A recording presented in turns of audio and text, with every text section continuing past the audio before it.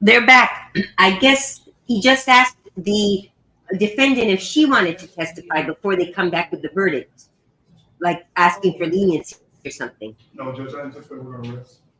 So they're going to rest. I am working on the charges right Okay, I'll mute the mic. I'm not sure what's going on, but I think they're basically going to come back with the sentence soon.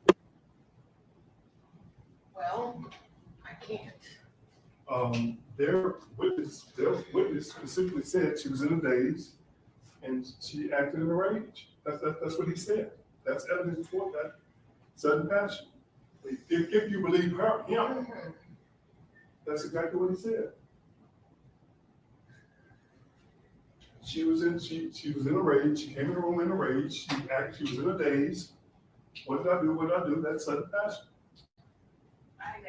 Yes, but I believe that has to. She denied. They asked the defendant if she wanted to testify, I guess, on herself, on her behalf for leniency or something, but she said no. Oh, Judge, I'm sorry.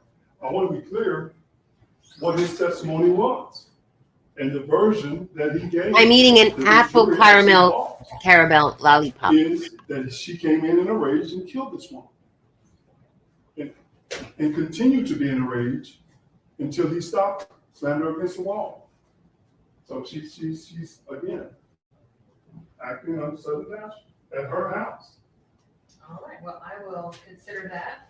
So we'll be at recess for 5 minutes while I discuss. Jim?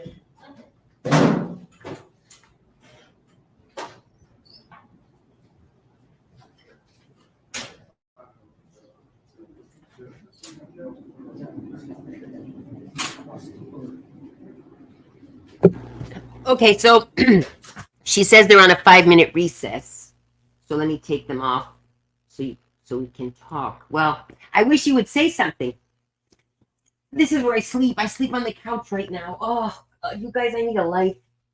My parents are coming back in January, so I don't want to. I have bedroom, but I don't want to sleep in the bedroom because when they come back, I gotta move out anyway. So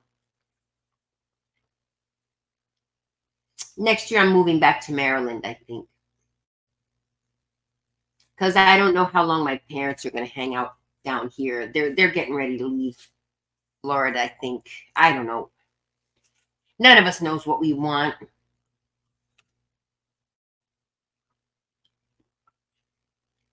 My mother has dementia, and she's happier up there in the north. She likes living there.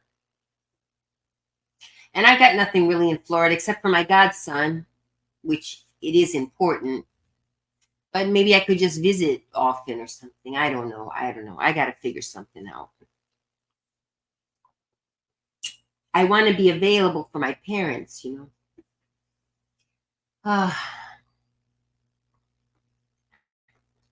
So any questions, concerns, comments? No. Let me see if they gave me back my Instagram account, but I don't think they did. I'm probably going to get a message that it's gone forever. I already lost another Instagram account a few years ago. I started a political account. And, hi, all three of you. What happened was they came back in and they asked the defendant if she wanted to testify. I guess in this case, now they're doing victim impact statements. Like maybe, you know, sometimes the defendant goes up and says, I'm so sorry, etc. Please be lenient on me. But she didn't want to do it. Let me see my Instagram account.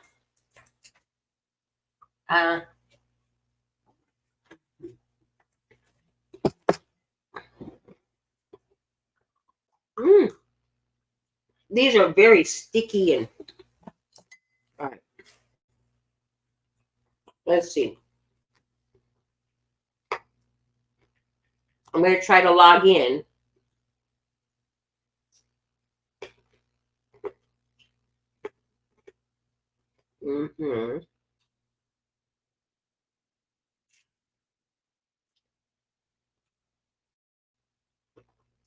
Let's see.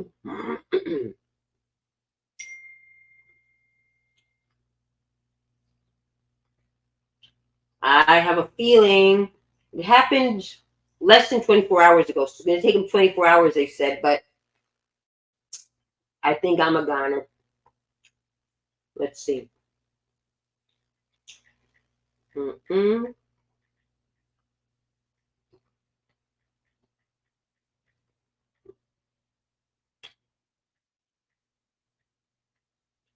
One minute. I'm trying to log in.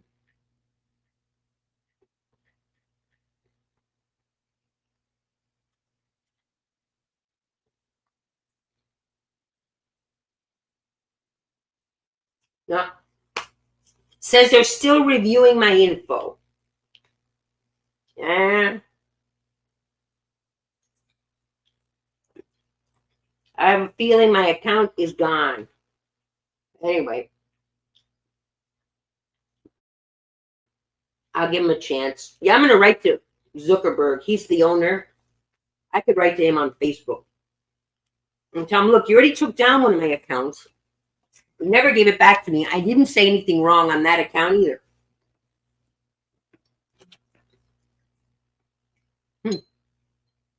I dipped the lollipop into my coffee.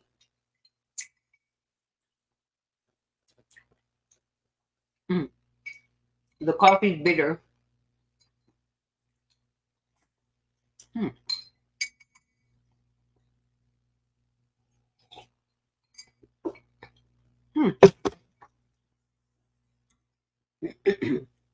Let's see. Let me put them back on. You can see the judge's head there. See right here.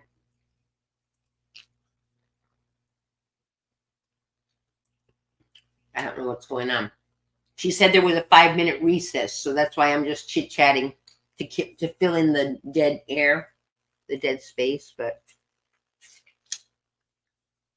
what else did I need to do? I needed to call I need to get a quote for fixing that room. I was supposed to do it before my parents came back. They're coming back in January. I haven't done it. I don't think I'm going to get it done in time, but I'll at least call them and get a quote. I was going to get a quote and actually have the work done, but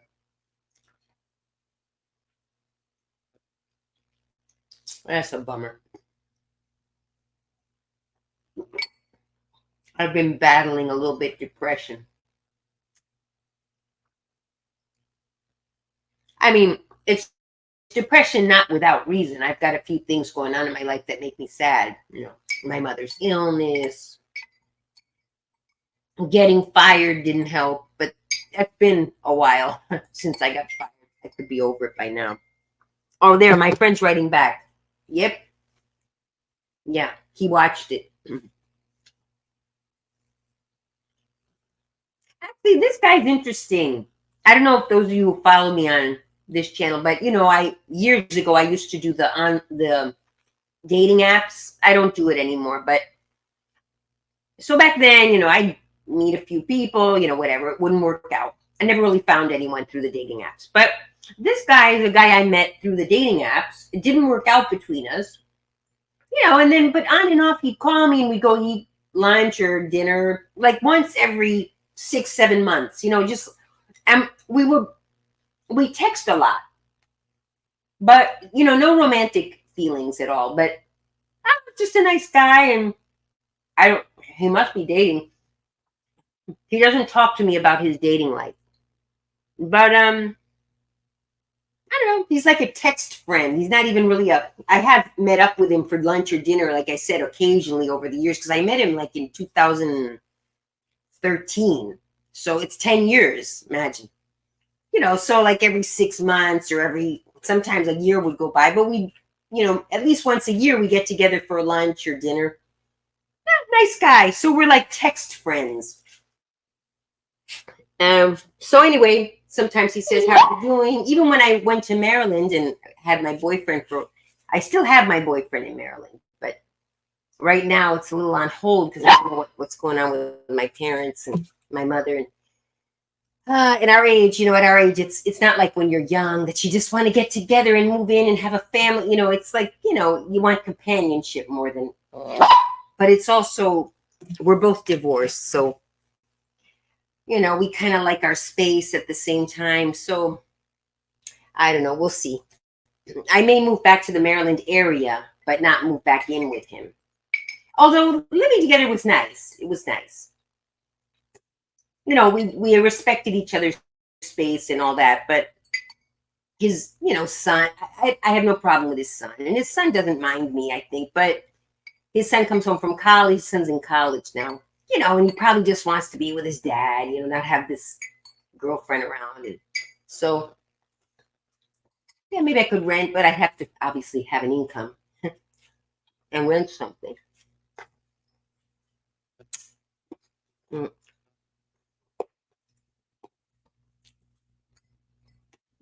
Anyway, I can't think about it right now. I've got other issues to deal with. Anyway, so he's my text friend. So he's been watching. I asked him, what are they doing now?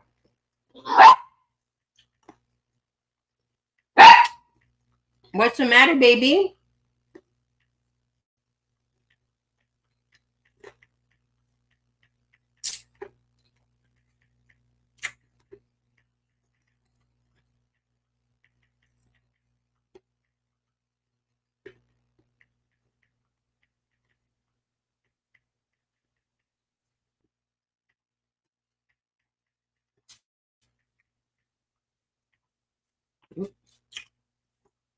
He's an attorney, so maybe he'll know why they're on this recess.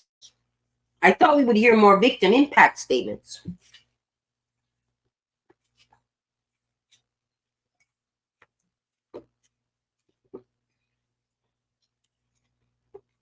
What are you barking at? These are super hard candy, but at the same time kind of chewy.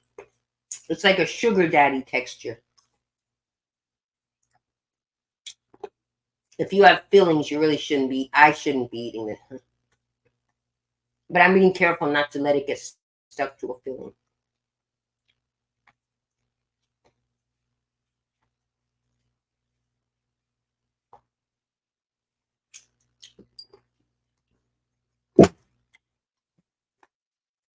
Mm.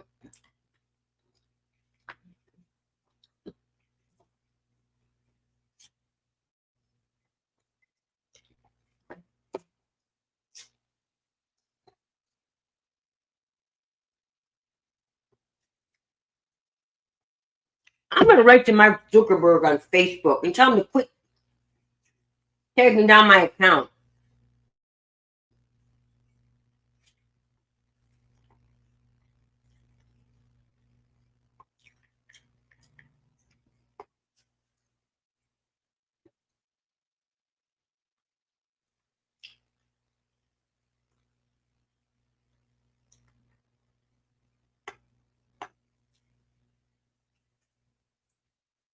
What's that? TikTok. Mm-hmm. Mm-hmm.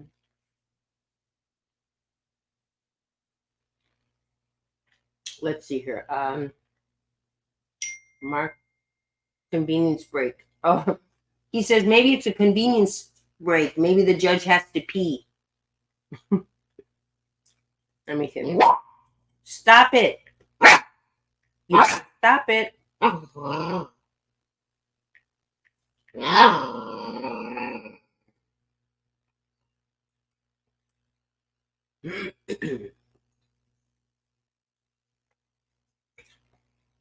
Zuckerberg, Mark Zuckerberg.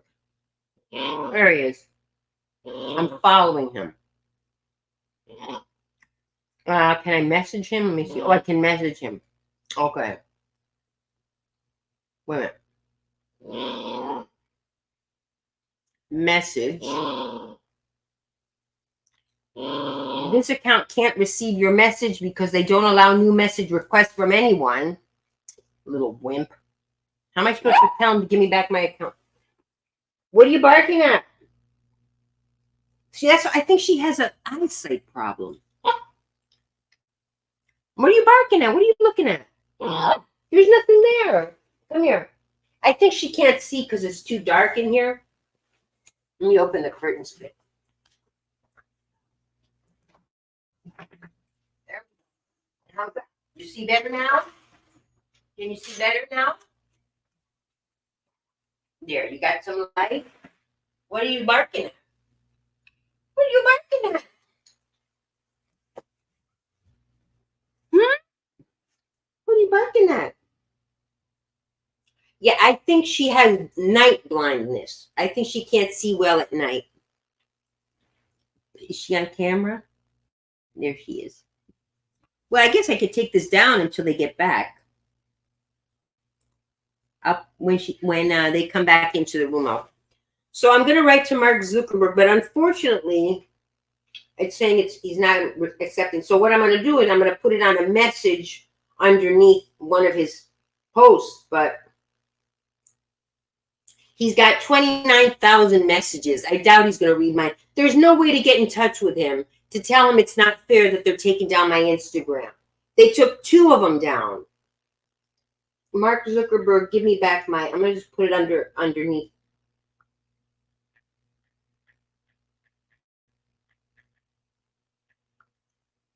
Give me back my Instagram.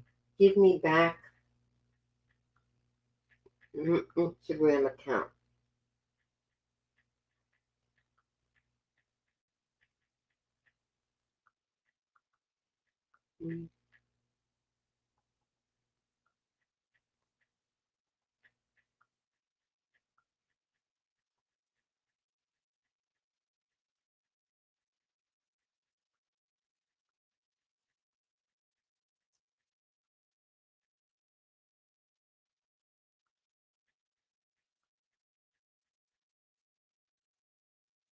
All right.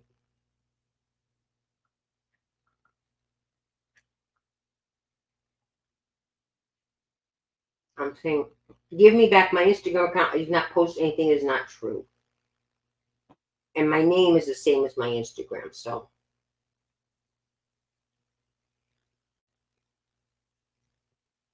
Whatever.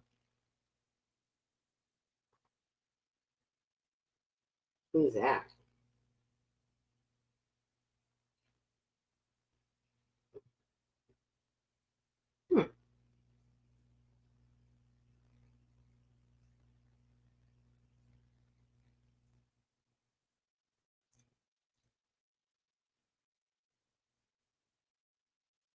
All right, well, if they take it down, I'll just open a new one.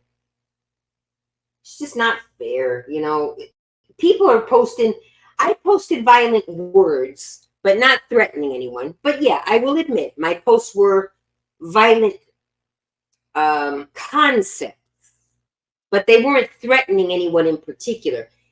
Whereas other people are posting videos of people, you know, torturing each other and killing each other. Why is that okay? But I'm not allowed to post concepts.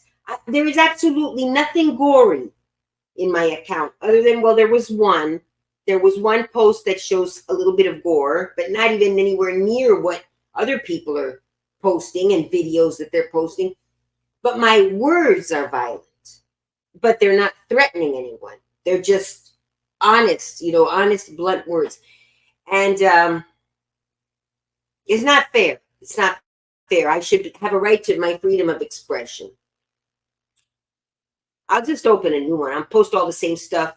There was only one that is debatable that they did ask me to, you know, they took down without my permission. They took it down, but, you know, they just deleted it. And I reposted that same one that they said, you know, we deleted your post because it was whatever. But the post is true. Yes, it was a violent post, but it's stating a truth, you know? So anyway, so they took it down and I posted it again in stories. It was on my posts. They took it down and, you know, deleted it, and they sent me a little message saying we deleted this one because of this XYZ. So I said, okay, and I didn't repost it. But then I got really mad the other day arguing with someone, and I posted that same meme that they had told me that they took down. I posted it again on my stories, though. I didn't post it on the, so, you know, they shouldn't have done that because less people see the stories. So that might have been the, you know, the clincher, if you will. It's still not fair. They should have just said, we're taking this down again, you know. Well, they did warn me. They said you could lose your account. I mean, I probably shouldn't have posted it again, but you know what? It's not right. I should be allowed to post it because it's true. It is true. They don't like that it's true, but it's true. It's not threatening. It was not threatening anyone. As a matter of fact, it was protecting people from a threat.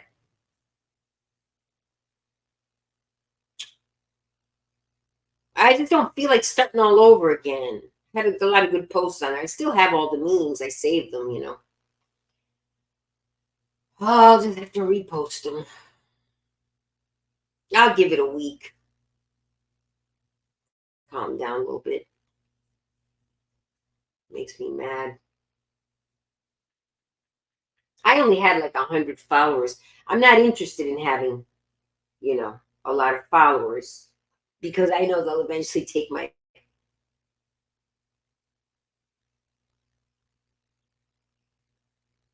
What was that?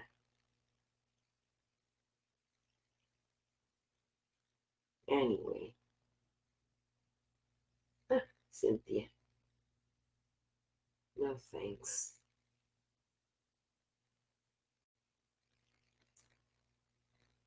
I guess because I have no life. She's pretty. Is that his girlfriend?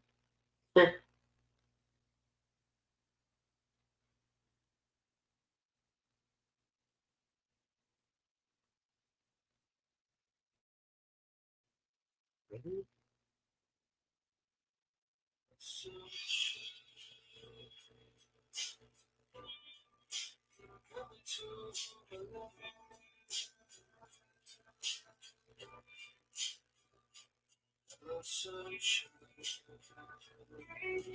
Oh well, that's life.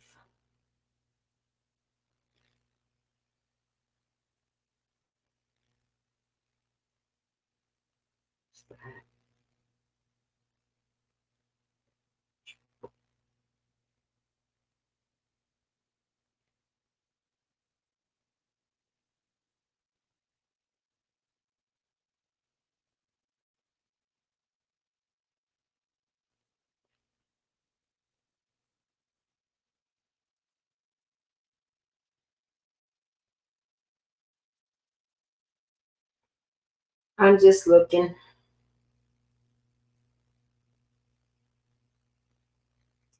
I'm done. Yeah, I gotta get my act together, guys. Who am I even talking to? I don't even know if I'm talking to people. You're obviously not my regulars because my regulars usually just say hi.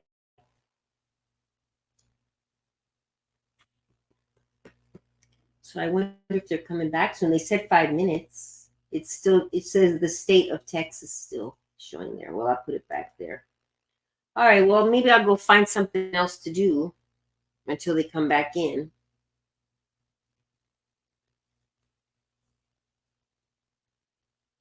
You being nice to mommy today?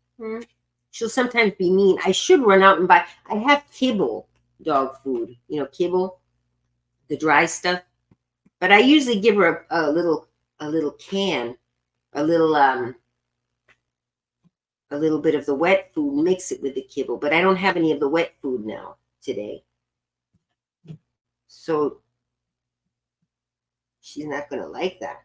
You like to have your kibble. You like to have your wet food mixed, don't you?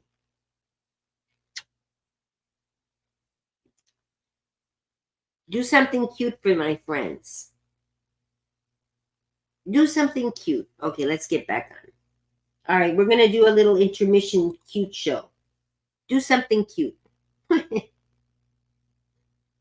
Yeah, she's fine. I'm holding her up, so she has trouble walking. She's disabled. She has this little. I had to, and she had fleas. They're gone now. I checked her all over. They're pretty much. I didn't see any new fleas. There were some that were like dying yesterday because the medicine must be taking effect. And then today I looked, I didn't see any. So, so she has trouble walking. but she can walk, she can jump, she can run short distances, but you know, she's perfect for me.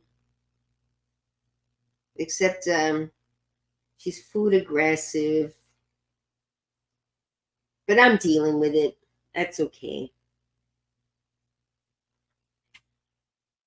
When she was a little puppy, she had a bald spot because she would always fall forward and bump her head on the floor. And now that's gone, but she's got something up at the top of her head. I'm thinking maybe that's where the spot used to be. See how she's got that here? Like it's not bald, but it's like hair that's messed up. Maybe that's where she used to bump, but as she grew, because it used to be up here, but maybe as she grew, it kind of moved backwards. Because she's got it right there now.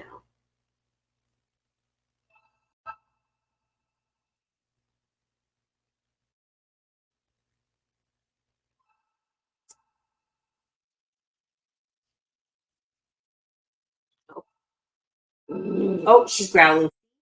Sometimes I just handle her wrong or something, she gets angry. Then I got to put her down because she starts attacking me. All right. Okay, no, don't do that. And if she bite, when she bites, see, that's why I can't trust her around children. She's so cute. See, you hear her growling?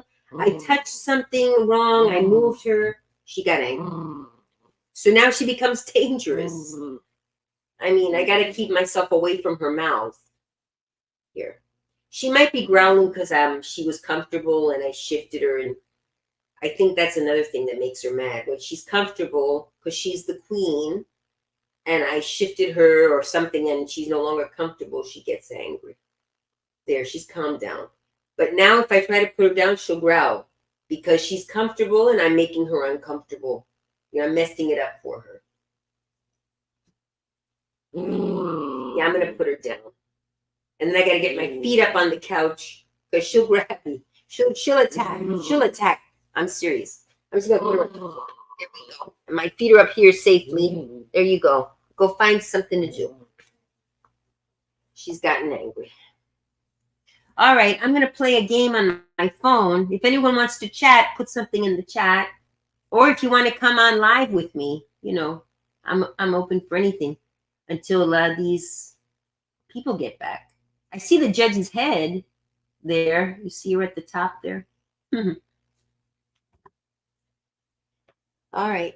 I guess we'll hear them when they come back on. I'm going to mute the mic and play a game on my phone.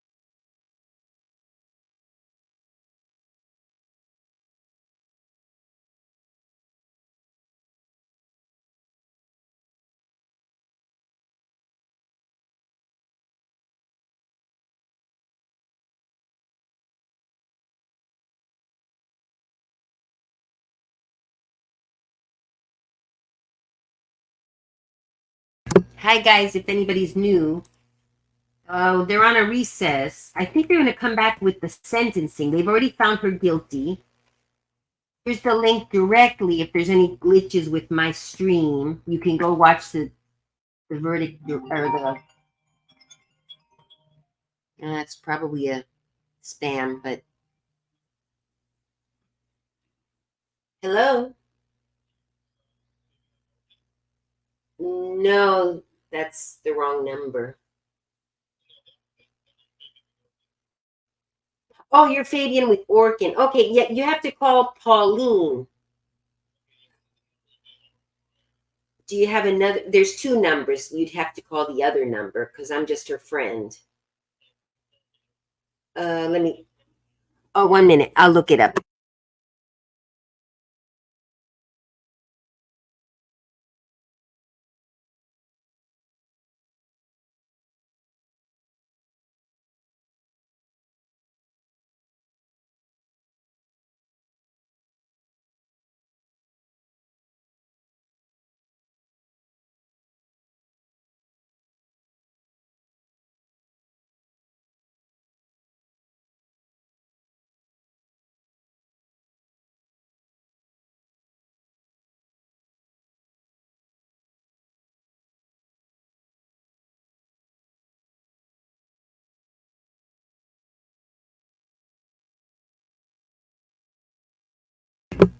Okay, that's yes, my friend Orkin.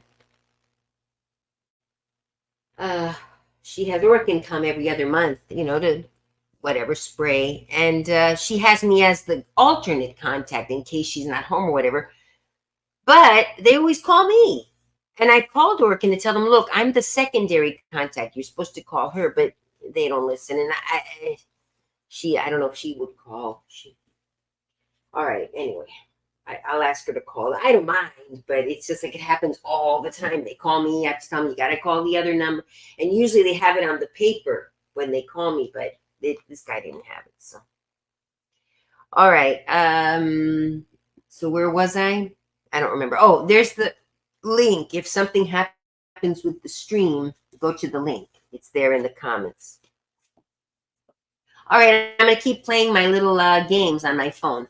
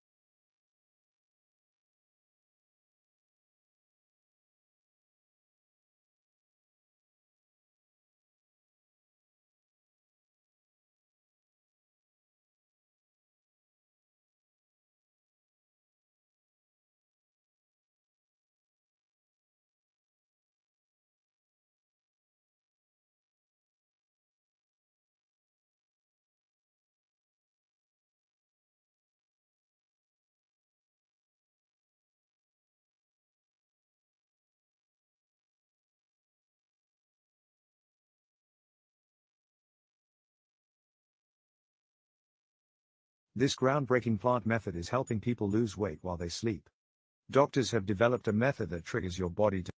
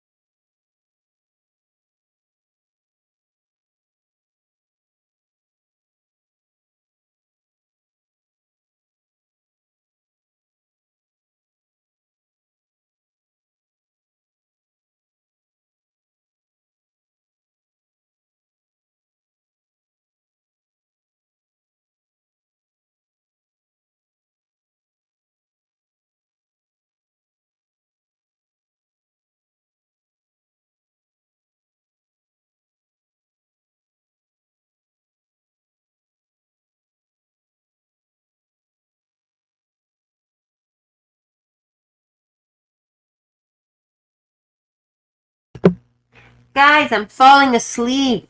So I'm sorry if I fall asleep. When I hear the voices, I'll come back on. But I'm muting the microphone in case I snore. I'm gonna block the camera too. But when it comes back on, I'll come back on because I'm gonna take a nap right now.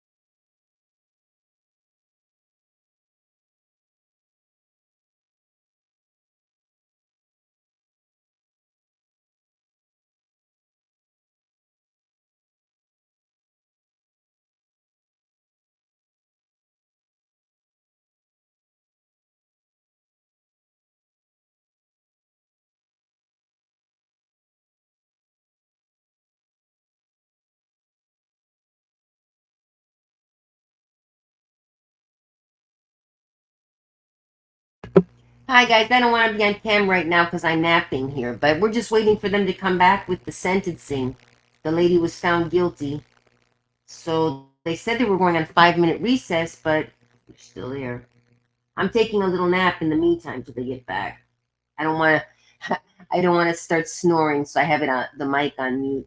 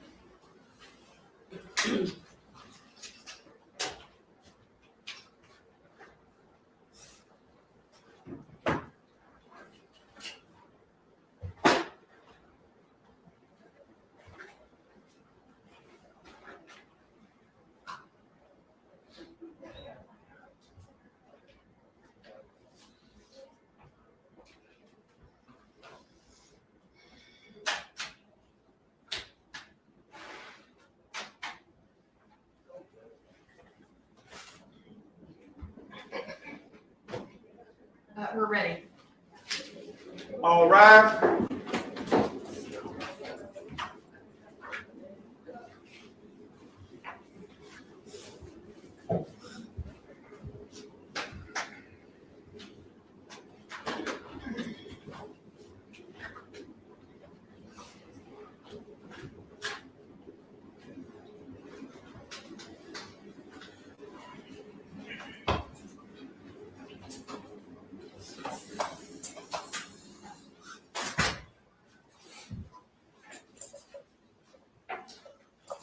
You may be seated.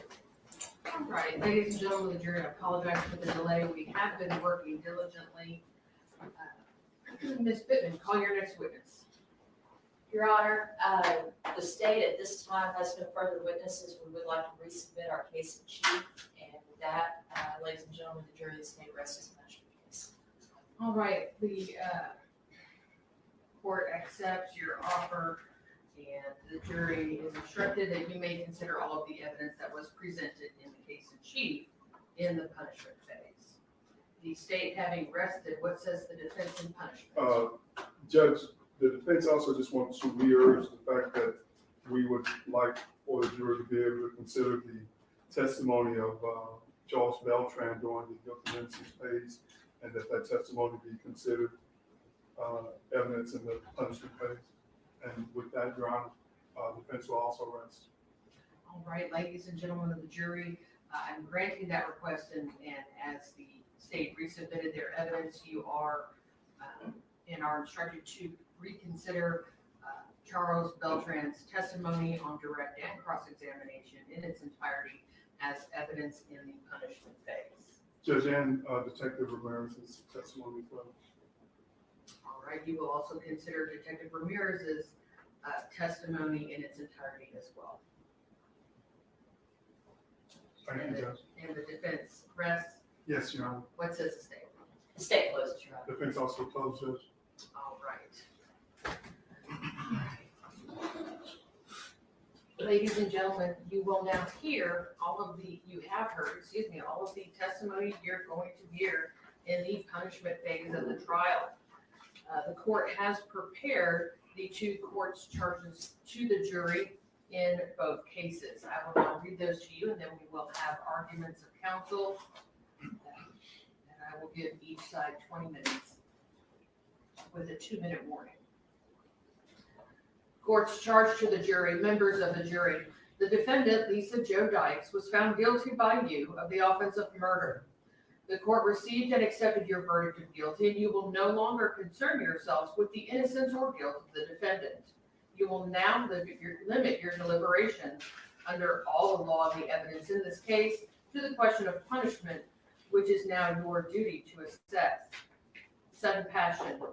Our law provides that at the punishment phase of the trial, wherein the jury determines the punishment to be assessed in the case, the defendant may raise the issue as to whether she caused the death of Maricela Botelho Valadez under the immediate influence of sudden passion arising from an adequate cause.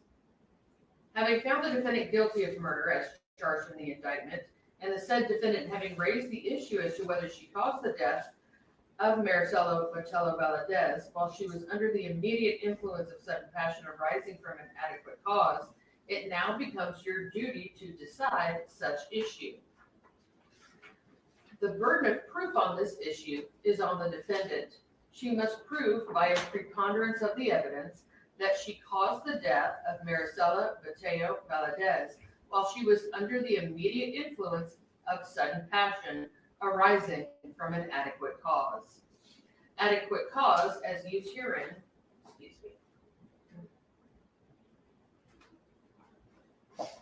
Adequate cause, as used herein, means cause that would commonly produce a degree of anger, rage, resentment, or terror in a person of ordinary temper, sufficient to render the mind incapable of cool reflection. Sudden passion means passion directly caused by and arising out of provocation by the individual killed, or another acting with the person killed, which passion arises at the time of the offense and is not solely the result of a former provocation. Preponderance of the evidence means the greater weight of the credible testimony. Now, if you find and believe by preponderance of the evidence that the defendant, Lisa Jo Dykes, on or about the 5th day of October 2020 in Dallas County, Texas, caused the death of Maricela Botelho Valadez while the defendant was under the immediate influence of a sudden passion arising from an adequate cause, you will answer the issue on the verdict page, yes. If you find and believe from the evidence that the defendant, Lisa Jo Dykes, did cause the death of Maricela Botelho Valadez, but the defendant was not under the immediate influence of sudden passion arising from an adequate cause, or if you find the defendant has failed to prove by a preponderance of the evidence that she caused the death of Maricela Botelho Valadez while under the immediate influence of sudden passion arising from an adequate cause, then you will answer the issue on the verdict page, no. The jury's answer on the sudden passion issue submitted must be unanimous, either yes or no. In the event you answer the issue submitted yes, that the defendant did cause the death of Maricela Botelho Valadez while under the immediate influence of sudden passion arising from an adequate cause, then you will assess the defendant's punishment at confinement in the institutional division of the Texas Department of Criminal Justice for any term of not less than 2 years, nor more than 20 years. In addition, a fine may be imposed not to exceed $10,000. In the event that you answer, in the event you answer the issue submitted no, that the defendant did cause the death of Maricela Botelho Valadez, but was not under the influence of sudden passion arising from an adequate cause, you will assess the defendant's punishment at confinement in the institutional division of the Texas Department of Criminal Justice for any term of not less than 5 years, nor more than 99 years, or of life. In addition, a fine may be imposed not to exceed $10,000. The range of punishment. I'm going to remove this paragraph before I give the jury the instruction because that's superfluous on page 3. All right. Evidentiary instructions. You are instructed that in assessing the defendant's punishment, you may take into consideration all of the facts and evidence admitted before you in the full trial in this case. and the law submitted to you in this charge and the charge heretofore given you by the court.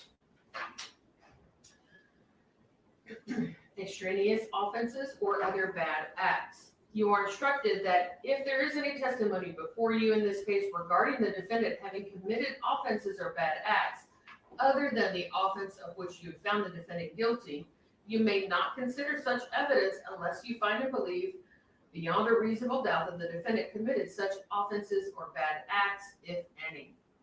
The burden is upon the prosecution to prove such extraneous offenses or bad acts beyond a reasonable doubt. The prosecution's proof must exclude all reasonable doubt concerning the extraneous offense or bad act. Therefore, if you find and believe beyond a reasonable doubt that the defendant committed an extraneous offense or bad act, then you may consider such evidence in assessing the defendant's punishment. If you do not so find, or if you have a reasonable doubt as to whether the defendant committed an extraneous offense or bad act, then you may not consider such evidence, if any, in assessing punishment. Fifth Amendment right. Our law provides that a defendant may testify in her own behalf if she elects to do so. This, however, is a right accorded a defendant, and in the event she elects not to testify, that fact cannot be taken as a circumstance against her. In this case, the defendant has elected not to testify in the punishment phase, and you are instructed that you cannot and must not refer or allude to that fact throughout your deliberations or take it into consideration for any purpose whatsoever as a circumstance against her.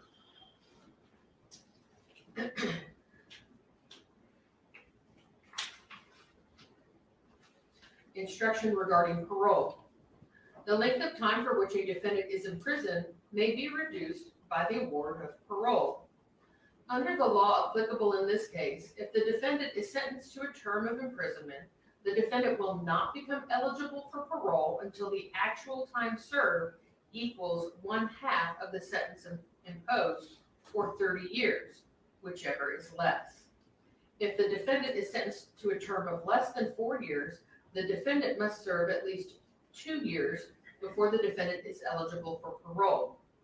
Eligibility for parole does not guarantee that parole will be granted. It cannot accurately be predicted how parole law might be applied to this defendant if sentenced to a term of imprisonment, because the application of the law will depend on decisions made by parole authorities. You may consider the existence of the parole law. You are not to consider the manner in which the parole law may be applied to this particular defendant. Conclusory instructions. You are further instructed that your verdict must be unanimous and shall be arrived at by due deliberation and not by drawing lots or any method of chance, nor shall you add any combination of figures and divide the answer thereto. You are the exclusive judges of the facts proved, the credibility of the witnesses, and the weight to be given the testimony, but you are bound to receive the law from the court, which is herein given you, and be governed thereby. During your deliberations in this case, you must not consider, discuss, or relate any matters not in evidence before you, nor should you consider or mention any personal knowledge or information you may have about any fact or person connected in this case, which is not shown by the evidence. You are instructed that any statement of counsel made during the course of the trial or during argument not supported by the evidence, or statements of law made by counsel not in harmony with the law as stated to you in the court in these instructions, are to be wholly disregarded. You are instructed not to use any cellular device, smartphone, computer, or tablet during your deliberations. If you have a verdict, or if you wish to have a break, turn on the red light and the bailiff will quickly respond. And it will be signed by me, Nancy Holder Judge. At some point. All right. The next one. Court's charge to the jury. Members of the jury. By your verdict, you have found Lisa Jo Dykes, the defendant, guilty of the offense of tampering with physical evidence as charged in the indictment. The court has received and accepted your verdict of guilty, and you will no longer concern yourselves with the innocence or guilt of the defendant, and shall now limit your deliberations under all the law and evidence in this case to the question of punishment which is now your duty to assess. Just notice the typo. The punishment for tampering with physical evidence is confinement in the institutional division of the Texas Department of Criminal Justice for a term of not more than 20 years nor less than 2 years. In addition, you may impose a fine not to exceed $10,000. You are further instructed that in determining the defendant's punishment, you may take into consideration all of the facts shown by the evidence submitted before you in the full trial of this case and the law submitted to you in this charge. The sentence that is assessed must be either served or probated, and the jury may not provide that a portion of a sentence be served and the balance probated.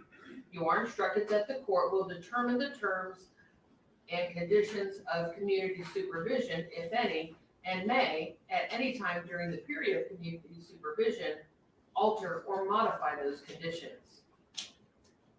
Fifth Amendment right.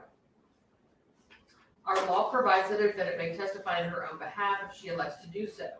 This, however, is a right accorded a defendant, and in the event she elects not to testify, that fact cannot be taken as a circumstance against her.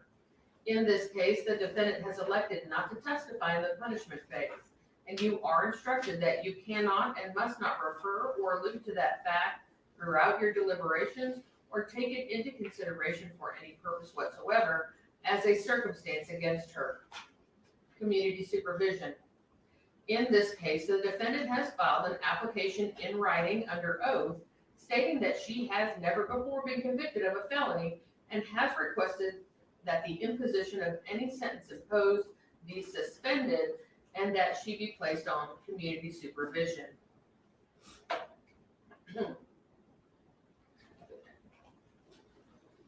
Community supervision means the placement of a defendant by a court under a continuum of programs and sanctions with conditions imposed by the court for a specified period during which a sentence of imprisonment, fine, or imprisonment and fine is probated and the imposition of a sentence is suspended in whole or in part.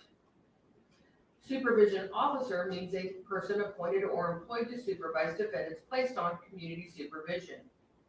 Our law provides that if you find the defendant has never before been convicted of a felony in this case, in this or any other state, and you assess the defendant's punishment at confinement for a term of not more than 10 years, you may recommend that the defendant be granted community supervision. If you recommend in your verdict that the defendant be granted community supervision, then the law requires the court to place the defendant on community supervision. If the defendant is placed on community supervision, the court shall determine the conditions of community supervision and may, at any time during the period of supervision, alter or modify the conditions. The court may impose, but is not limited to, the following conditions. A, commit no offense against the laws of this state or any other state or of the United States. B, avoid injurious or vicious habits. C, report to community supervision and corrections department as directed by the judge or the community supervision officer and obey all rules and regulations of the community supervision and corrections department. D, permit the community supervision officer to visit her at her home or elsewhere.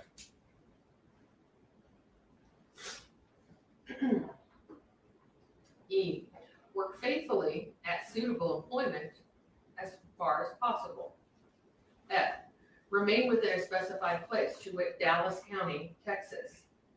G, pay the fine, if one is assessed, and all court costs, whether a fine be assessed or not, in one or several sums, and make restitution or reparation in any sum that the court shall determine. H, support her dependents, if any.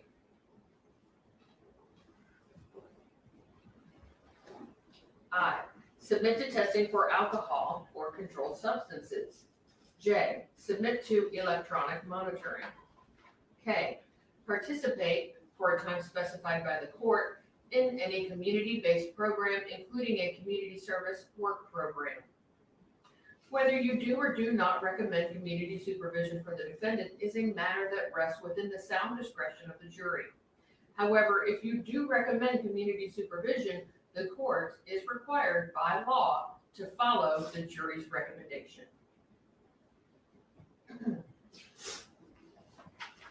The parole law in this second jury charge is the same as in the first. The law regarding extraneous acts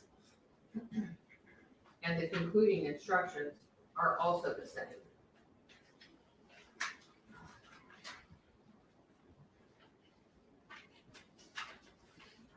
And I did neglect to go over the verdict forms in the murder case. I will do that next. In the tampering with physical evidence case, the jury forms read as follows. We, the jury, having found the defendant guilty beyond a reasonable doubt of the offense of tampering with physical evidence as charged in the indictment, assess her punishment at confinement in the Texas Department of Criminal Justice for blank. There, your presiding juror will fill in a minimum of 2 years and any number up to, including 20 years. And there is an option, in addition thereto, assess a fine in the amount of anywhere from 0 but not to exceed $10,000. Or, we, the jury, having found the defendant guilty beyond a reasonable doubt of the offense of tampering with physical evidence as charged in the indictment, assess her punishment at confinement in the Texas Department of Criminal Justice for, and there is a blank for the presiding juror to put in a minimum 2, but no more than 10 years.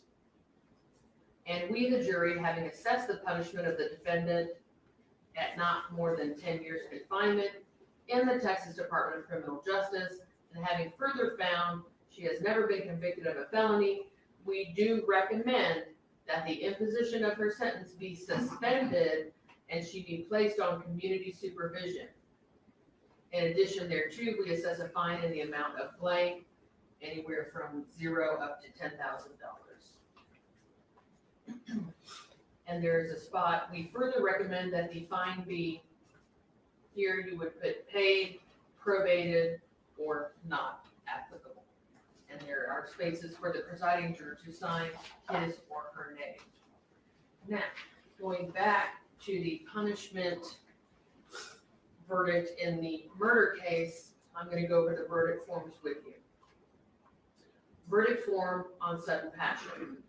The first one reads, we, the jury, having heretofore found the defendant, Lisa Jo Dykes, guilty of the offense of murder as charged in the indictment, further find and believe by a preponderance of the evidence that the defendant, Lisa Jo Dykes, caused the death of Maricela Boteo Valadez while the defendant was under the immediate influence of sudden passion arising from an adequate cause, and therefore unanimously answer the issue, yes.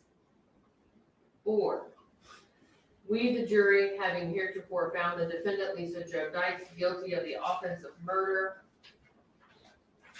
as charged in the indictment, do not find and believe by a preponderance of the evidence that the defendant, Lisa Jo Dykes, caused the death of Maricela Boteo Valadez while the defendant was under the immediate influence of sudden passion arising from an adequate cause, and therefore unanimously answer the issue, no.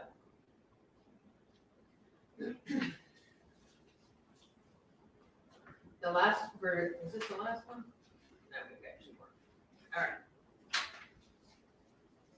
Verdict form, finding sudden passion. We, the jury, having heretofore found the defendant, Lisa Jo Dykes, guilty of the offense of murder as charged in the indictment, but further find from a preponderance of the evidence that such offense occurred while the defendant was under the immediate influence of sudden passion arising from adequate cause, assess her punishment at blank, no more than 20 years or less than 10 years. Confinement in the institutional division of the Texas Department of Criminal Justice, and a fine of anywhere from 0 up to $10,000. Verdict form, finding no sudden passion. We, the jury, having heretofore found the defendant, Lisa Jo Dykes, guilty of the offense of murder as charged in the indictment, and not having found by a preponderance of the evidence that such offense occurred while the defendant was under the immediate influence of sudden passion arising from adequate cause, assess her punishment at blank, Here you can put life or not more than 99 years or less than 5 years. Confinement in the institutional division of the Texas Department of Criminal Justice, and a fine of blank anywhere from $0 to $10,000. Under each of these verdict forms is a place for the presiding juror to sign and print his or her name. I will make these corrections and we will have arguments of counsel. Will the state open? Yes, sir. All right, you may proceed.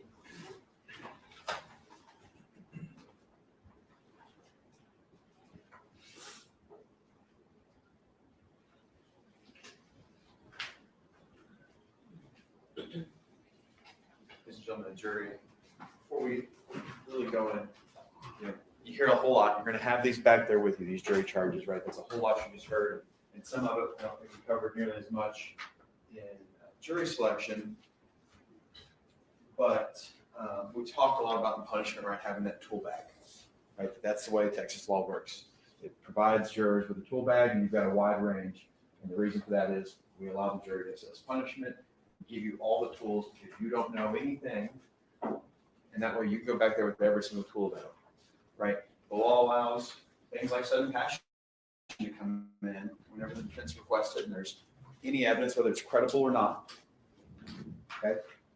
And we know it's not credible, okay? So you'll be able to read back over that. I'm going to cover something on sudden passion, but I just really want to make sure that you understood the verdict forms. So when you flip back to those verdict forms, when we're talking about the murder case, you have the sudden passion verdict forms first, okay?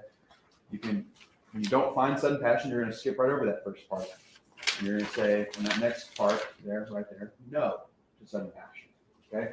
Once you do that, you come back to the very end, and that's where you're assessing punishment between 5 and 99 or life. I'll say on both of them, there's a $10,000 fine that's optional. There's no need to worry about that. It doesn't go to the victim's family, it doesn't go to anybody like that.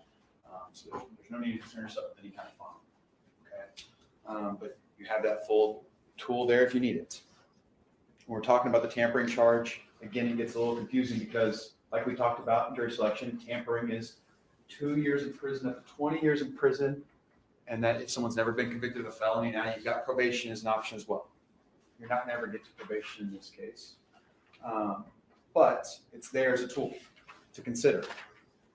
And so you have one there on the first form. That's where you're going to stop. That's where, if you're just assessing prison time and not probation, it's that first page. Okay. So let's talk a little bit about sudden passion. We got brought up just briefly in jury selection, and not something I touched on really at all because it's not really a credible thing in this case, right? The key component here in sudden passion is adequate cause. You heard that read, right? It's cause that would commonly produce a degree of anger, rage, resentment, terror, and a person of ordinary temper, right? You all are the ordinary person sitting in this jury box, sufficient to render your mind incapable of cool reflection. So apply that to this case.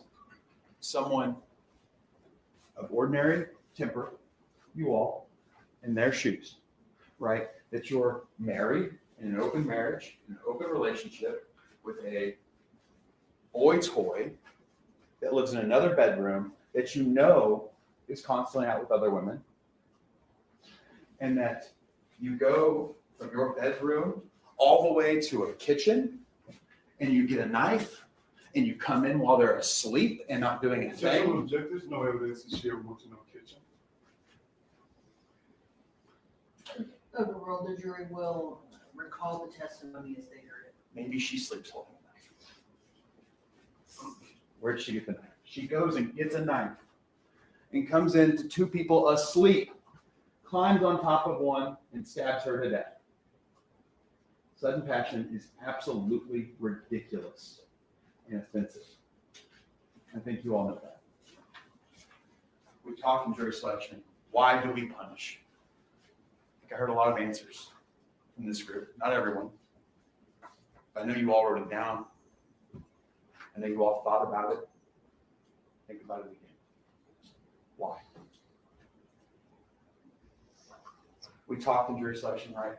Should a sentencing verdict on punishment take the victim into consideration? Why? I mean, many of you said yes. Should. Now you understand why.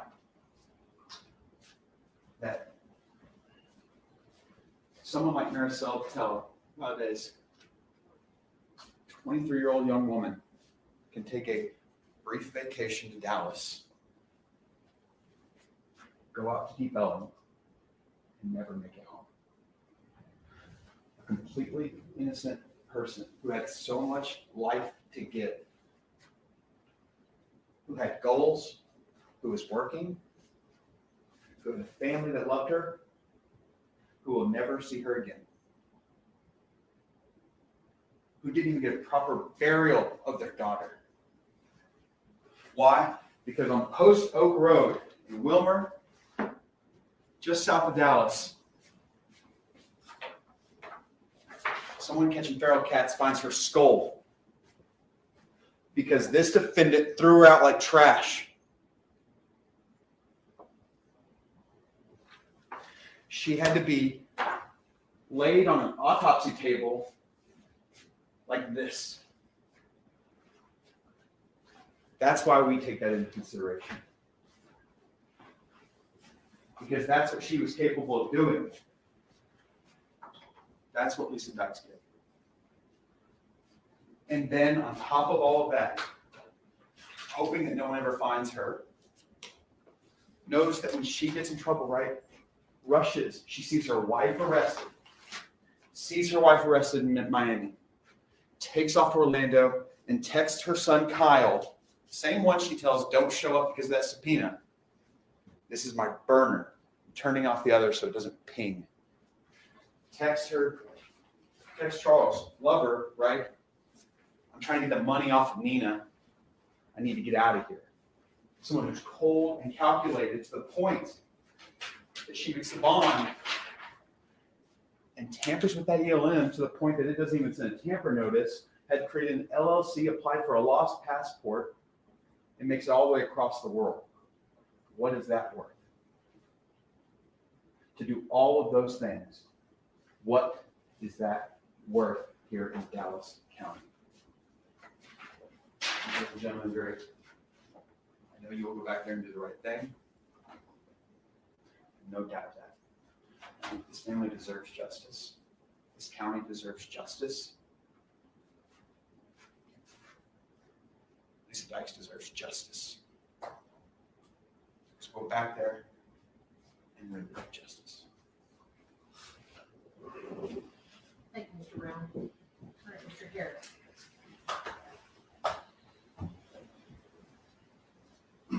Again, ladies and gentlemen, thank you for taking time to serve as jurors. Without you, this system does not work. Won't quarrel with your verdict. I understand you've made your decision. And because you've made your decision, you're still obligated to follow the law. Now, your decision was obviously made based on the testimony of Charles Beltran. You found him credible. You found what he said about what happened to Maricela credible. That this was a vicious murder that happened over in Mesquite. But more importantly, what he told you and what the detective said he told them, she was jealous. She was obsessed. That's the evidence that you believed. That's the evidence that you found credible from the witness stand, that this was a crime of passion. We submit to you it's sudden passion. Based on everything that you heard from Mr. Beltran, what did he tell you about her condition? Because you believe him. Now you have to apply the law to what he said, that this was a crime of rage. This was a crime of resentment. This was a crime of anger. That's what he told you. That's what led you to believe that she was a murderer. But the circumstance in which she caused that murder, again, because he's saying she's obsessed with him. And it's not just that once again, he has a girl in the house. She just spent all this money taking him and his friends to Arkansas for the show, paying for the band. She's had plastic surgery, facelifts. She's done all these things, according to him, because she's obsessed with him. She's jealous. That's what they're saying. This crime happened because she's jealous. That's what they've all said from the beginning. Now they want to run from it because the law says if there was an adequate cause, if they're based on resentment, anger, That's what he told you happened. That's what he told you. She was out of control to the state where he had to slam her up against the wall to shake her out of it. That's sudden passion. She's out of control. Anger, rage, resentment. How dare y'all be in here again? I just did all this for you. That's what he said. That's the evidence you found credible. It's sudden passion. That's sudden passion. The adequate cause is, again, everything that she did for him during that period of time. Everything that she was doing. The cars, the tattoos, all these things that she's doing, and you're still bringing women over here. So it wasn't just about the women, it was about everything that made her and all these other women that they drug in here obsessed with him. That's sudden passion. Told you, I never seen her act like that before. Never seen her act like that before. She doesn't have a history of violence. Never seen her act like that before. For some reason, she lost it that night. That's sudden passion. That's what you heard from the witness stand. Remember, after he slams her against the wall to shake her out of it, he says what? She was in a daze. She was in a daze. She's in a daze. What did I do? What have I done? That's sudden passion. That's our law. You can't disregard it just because they say you should disregard it. That's what they were going on. That was the whole thing of the case, that she did this old woman dealing with this young boy is now jealous because he's continued to bring young women to her house where she's taking care of him. That's what this whole case was about. Now they want to run from it? You can't run from the law. She knows that now. You know that. It's right here. Found her guilty, and now It's they're right doing the here. sentencing phase. And, So and again, it's not about I guess the lawyers are arguing why they should give them a high sentence or a low sentence. I think this is the defense. At the end of the Yeah, day, she's already it's guilty. by law. You said it's credible. You said that Charles Beltran was credible when he gave the version, the final version that he gave. When the detectives told you that, he said she was. Oh, I'm not bored. I'm playing games on my phone. To say, not just jealous, obsessed. Obsessed. Never seen her like that. Snap out of it. What did I do? That's sudden passion. And I'm going to ask, I'm not even going to address the tampering. I mean, you said, because at the end of the day, you as a juror, which we told you during voir dire, you determine how much weight you give every evidence, you determine what's credible. Based on your verdict, you said that you believe that they tampered with the body. I don't have any quarrel with that, ladies and gentlemen. All I'm asking you to do is continue to follow the law. And the law and the evidence in this case dictate that this was a crime of passion, that it was sudden passion, something that she wouldn't ordinarily have done in her 60 years.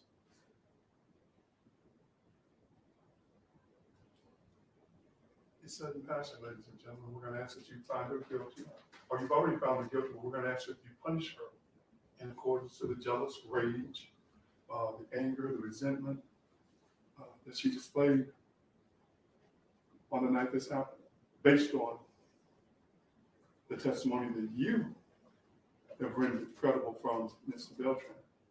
And we thank you. Thank you, Mr. Harris.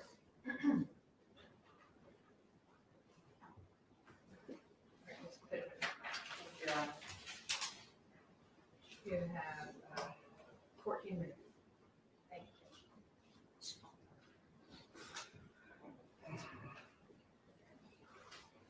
Ladies and gentlemen of the jury, there are some crimes that are committed. They're so cold and callous in the nature and the way that they were committed, and so sinister in the character and human nature that was required to commit that crime, that it deserves a maximum punishment.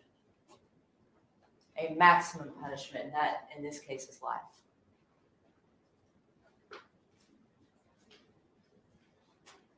I'm sure, I mean, there are hundreds of murders committed each year.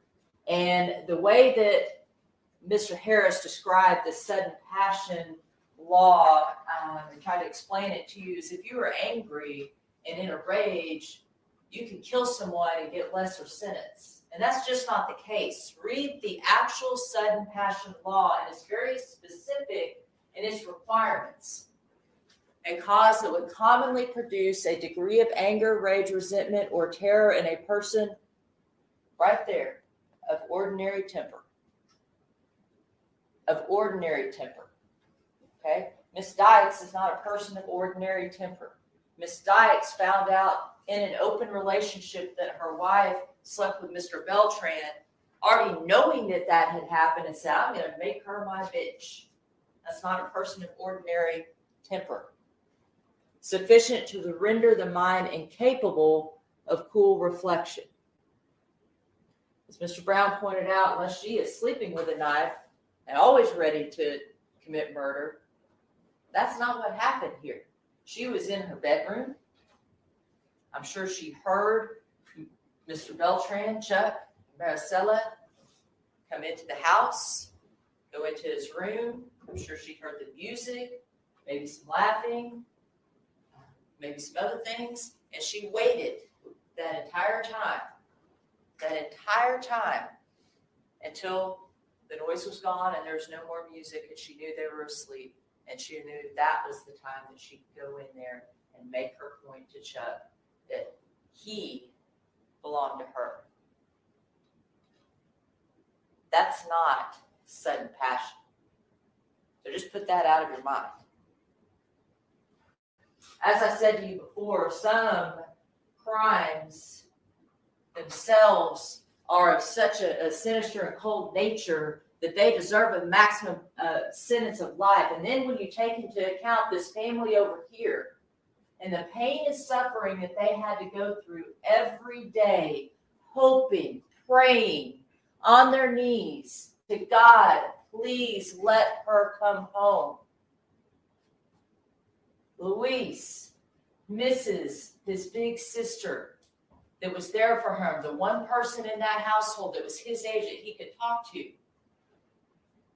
that he could bounce stuff off of, that taught him to achieve more, to strive harder, to graduate from school, to get yourself a degree or a trade, go to trade school, do something with yourself. She's gone because this woman right here wanted to be in control. Maricela never even met her. She never had a chance because she was asleep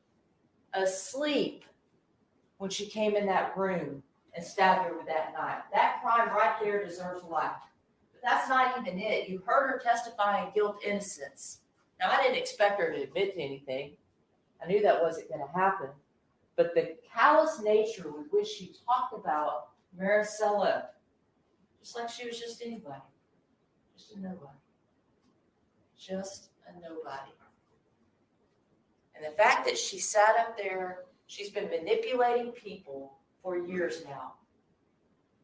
Manipulating the system, running, using her knowledge of the legal system, not for good, not to help, but to save her own self. And to watch her sit up there and try to manipulate you all and everyone else in this room and every member of the community that's watching this just tells you what kind of person Lisa Dykes is. That's the kind of person there's no rehabilitation for. There's no need for rehabilitation for Miss Dykes. It's just not necessary. She had all the tools to do the right things in life and to lead a good life without murdering an innocent 23-year-old. Send her a message. Let her know. Let the citizens of Dallas County know, and that family, let them know with your verdict of life in prison what Maricela means and what her life means. Thank you. All right, thank you, Ms. Pittman. All right, Ladies and gentlemen of the jury, you will retire to consider your punishment verdicts in each case. I made those corrections and reprinting the tampering with physical evidence punishment charge. I see that some of you have your notes. As you know, you need to leave them in your chairs before you go back and begin your deliberations in punishment. It is up to you to decide how long you wish to deliberate this evening as a group. And then our two alternates will, of course, have to wait in Judge Bennett's jury room. All right. You will now retire to consider your punishment verdict. All right. You can go ahead and take them. I'll hand them to you back then.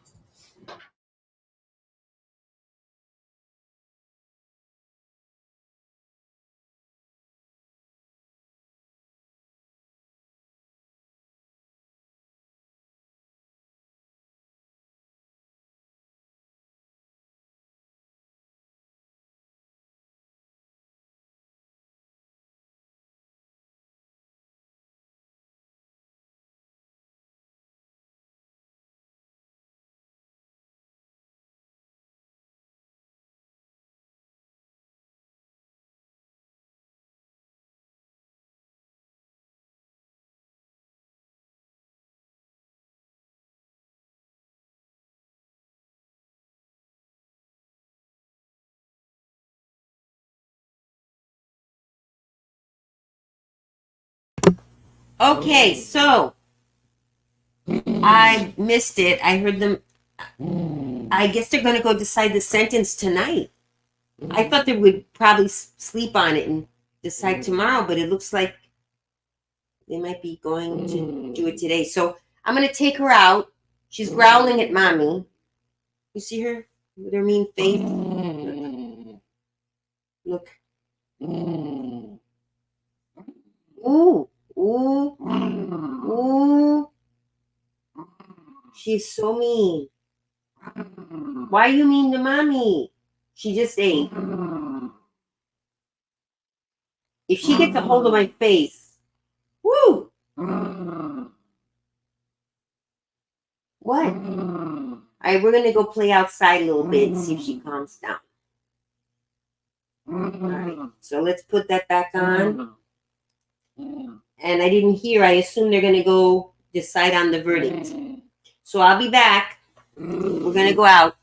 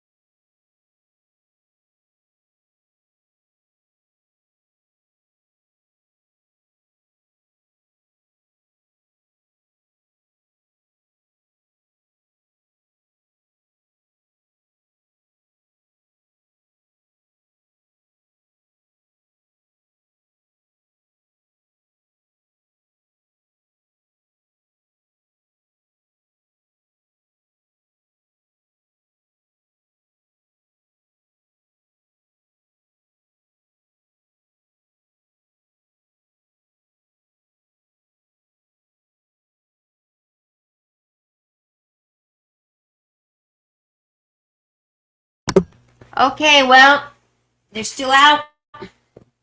Anyone? I never understood why in some jurisdictions, the jury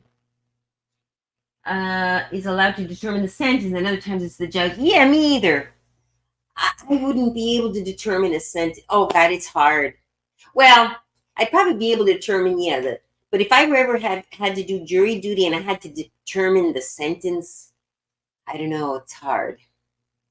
Because I always want to try to find the person innocent. I'm a defense by nature. Like if I were a lawyer, I'd probably be a defense attorney. I'm always trying to see the good side, But thank goodness we also have prosecutors, because a lot of people are very bad, and But I always think, well, maybe if they're on parole, But yeah, some things, murder it's hard to give them a light sentence. Even in this case, apparently it was a crime of passion, is what the defense is saying.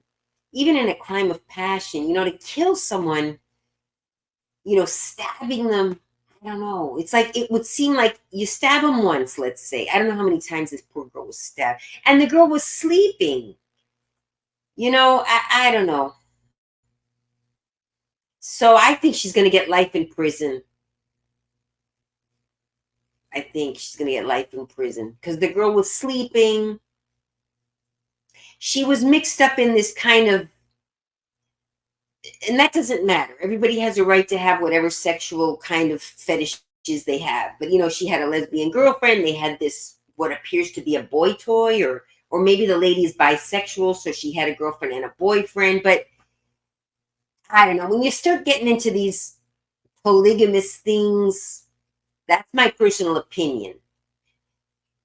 Yeah, I don't know. It's maybe because it's something that's so foreign to me. It's never occurred to me to have more than one boyfriend at a time, or one, well, I've never had a girlfriend, but one boyfriend basically.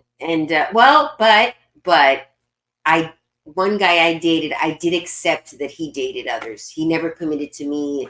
Yeah, but I didn't like it. And I ended up breaking up with him because of it. Because he said, no, I want to have a lot of girlfriends. And at first I thought, okay, I can handle it. But then I couldn't. Because I was, falling or feeling the connection. But when you start having more than one partner, and then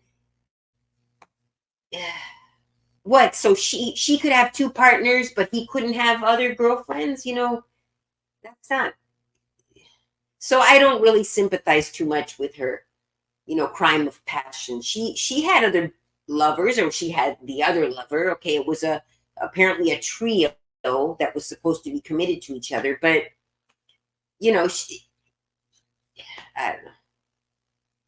And this poor girl, she probably met this guy, thought he was cute, went home with him. He might have lied to her and said, oh, yeah, she's just my roommate, And he's so much younger. I mean, obviously, an older woman, obviously the young guy is going to want to be with a pretty young girl. What does she think, Yes, she was jealous. But the guy was probably with the old lady because she, was financially stable, and he got to live at her house for free. Let's be realistic, And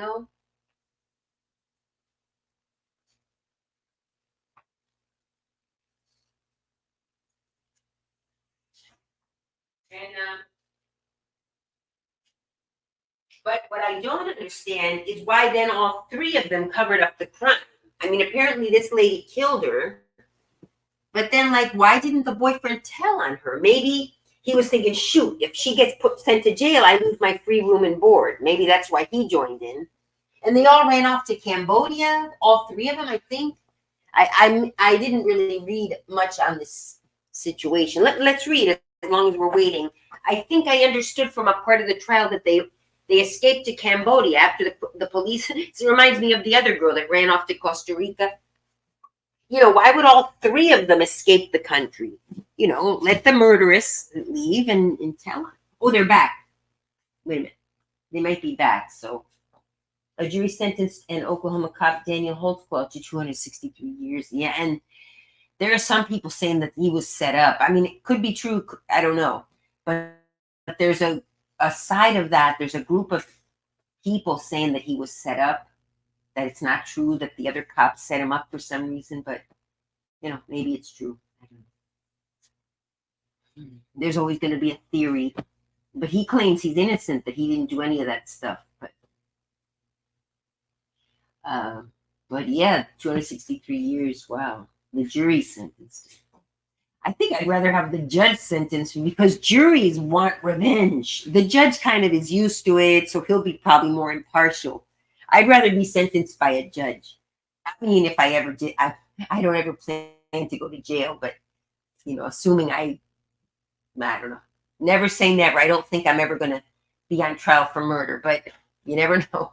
I mean, I'll admit when I was married, there were times I dreamed of, when you have those arguments with your spouse, like I remember wishing he would die. So that's about as far as it went. I just wished it, and I'm glad he didn't. And I love him now as a friend. We're friends on social media and stuff. But when we were married and we were having problems in our marriage, oh my God, sometimes I just was wishing like, oh, maybe he'll have an accident or something. But, I never seriously thought of harming. My point is never say never. But no, I don't think so at this point, especially not a boyfriend or something. Maybe like if somebody harmed a family member, let's not even talk about it. It's not going to happen. What am I thinking? But anyway, the point is I think a judge is more impartial and gives a fair sentence. A jury probably has they're supposed to be impartial, but they probably have a little bit more revenge feeling,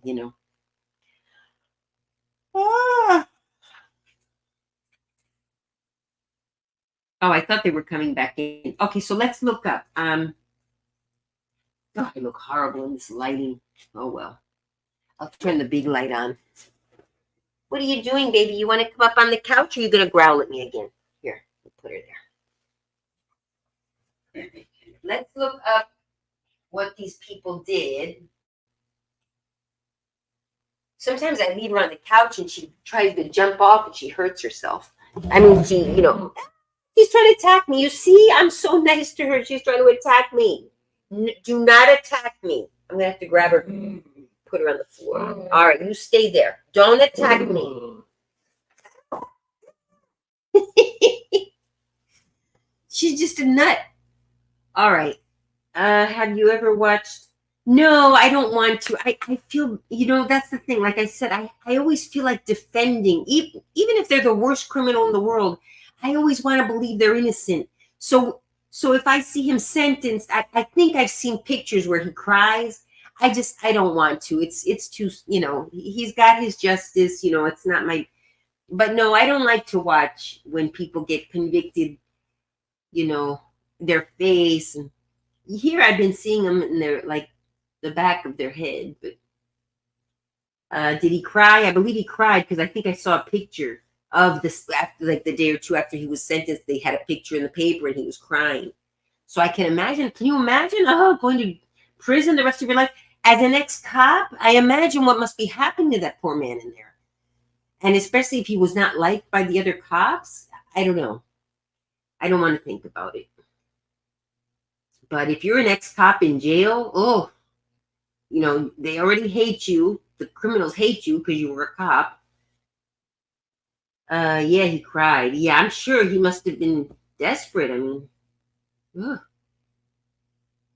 anyway. Let's look up Maricela Botello. Maricela. Oh, let me switch over. Maricela Botello. Murderers. Cambodia. I think they ran off to Cambodia. Okay, let me see. Share this tab instead. So you should be seeing this tab now. All right. So it says Nina Morano and Lisa Dykes. Those are the two ladies. They're accused of murdering 23-year-old Maricela Botello Valadez in October 2020. The married couple was out on bond awaiting trial when court documents reveal they cut off their GPS ankle monitors on Christmas Day and fled the state. The FBI assisted law enforcement in Cambodia. Okay, so just the two ladies ran off to Cambodia in February 2022. Okay, so Christmas of 2021, there are the two ladies. Oh, she's scary looking in that picture. She's got long hair now, but couple charged. Oops, what happened? Jumped up here. Oh, she's scary. Ugh. Two women charged in the murder of a Seattle woman whose body was found months after she disappeared from Deep Ellum have been taken into custody in Cambodia. I wonder if this lady on the left, what's her name? Nina Morano and Lisa Dykes are accused of murdering 23-year-old Maricela Botella Valadez in October 2020. The Americans Yambano waiting trial. They cut off their GPS on Christmas Day 2020, I guess. Or was it 2021? And that's the young lady that was murdered. Murders were charged in murder along with Charles Beltran, who shared a house with. She was found dead after she traveled from Seattle to see a friend in Dallas. Okay, so that's why the trail is in Dallas. And then she went to a bar and she left with Beltran. Now, I mean, no, I'm not blaming the victim, but she meets a guy at a bar and goes home with him on the same night she meets him. She doesn't know, even if he wouldn't have ended up murdered, you know, what if this guy has some kind of communicable disease? What if he is a nut and he killed? You know, I don't understand why she would go home. He was a handsome man. I think I've seen a picture or two. Young man, handsome. But you don't go home with some guy you just met. Weird. 6 months later, her remains were discovered. Okay. This isn't the first time Dykes and Morano were found in Florida before their initial arrest. Beltran was found in Utah. So they all fled the state and then they fled the country. They kept trying to get away. All right. So, person of interest sought in Seattle. And this is all the previous stuff. Oh, look at that. Is that a ring? Oh, okay. All right. So, let's go back here. Share this tab instead for now while I look up some other information. So, yeah, all three of them sound guilty, but one person only killed her. The other two must have been accessories after the fact. The guy was asleep, from what I understand. The guy and the girl were sleeping after having had their fling. The Dykes walks in. Her last name is Dykes. She's a lesbian or bisexual, and her last name happens to be Dykes. But walked in and stabbed the girl while they were sleeping. And then I don't know how the other lady got involved, but I guess the other two helped with the cover-up. Yeah, let's see, what are they being charged with? Dykes is charged with murder. Let's see. What are Maricela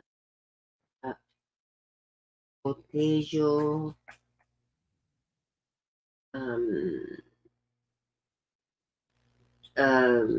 criminals charged with? I don't know if that's the right way to ask it. Charged with Maricela, jealousy over man led to deadly. Charged with murder. Suspects in fatal stabbing. Okay, 1 second. Maricela murder, jealousy over man. 3 defendants are charged with the murder. The first of those defendants is now on trial. Wow, all 3 are charged with murder, apparently. Let's see. Maricela Botello, murder trial. Jealousy over a man led to deadly stabbing. You know, no man is worth it, ladies. He is handsome. I mean, I'll give him that, but he's not worth killing someone over. As handsome as a man is, he probably, you know, loser. He has to live off this old lady because he can't support himself. Not that I should be talking, but at least, you know, I'm not killing people. Anyway, let's watch this video. Primetime's most watched hour is still being written. Heather Hayes, Steve Eager, here for you first at 9. Fox 4. The best way to start your day. Good Day on Fox 4. Prosecutors say a messy love triangle and jealous rage may have been what led to a woman's murder in Dallas. Lisa Dykes is the first of 3 to stand trial for the murder of Maricela Bateo. Shannon, live outside the courthouse this morning, where testimony will continue this morning. Good morning. Good morning, Brandon and Lauren. So prosecutors say Lisa Dykes found the victim in bed with her lover and then stabbed her repeatedly, killing her. When prosecutors told the jury in opening statements that Dykes stabbed Maricela Bateo in a jealous rage back in 2020 when she saw her in bed with Charles Beltran. They say Beltran was in a 3-way relationship with Dykes and another defendant, Nina Morano, who was married to Dykes. All 3 are charged in the murder. Bateo was from Seattle and was visiting a friend in Dallas that night.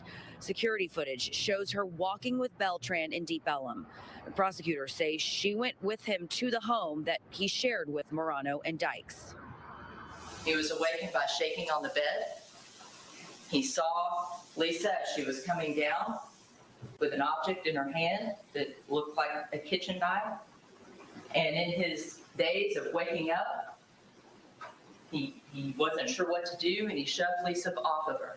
And there was a brief fight where Maricela was fighting for her life on the floor next to his bed. I believe the evidence is going to show. Mrs. Dykes is going to tell you she's never met Marcellus. She's never met this young lady. And she could care less about the women that Charles was having at that house. Dykes' defense team argues there's a lack of physical evidence, including how and when Bateo was killed. Bateo's remains were found in Wilmer, Texas, months after her disappearance. Beltran is expected to testify in this case in the coming weeks. We may also hear from Dykes herself. Live in Dallas, Shannon Murray for Good Day.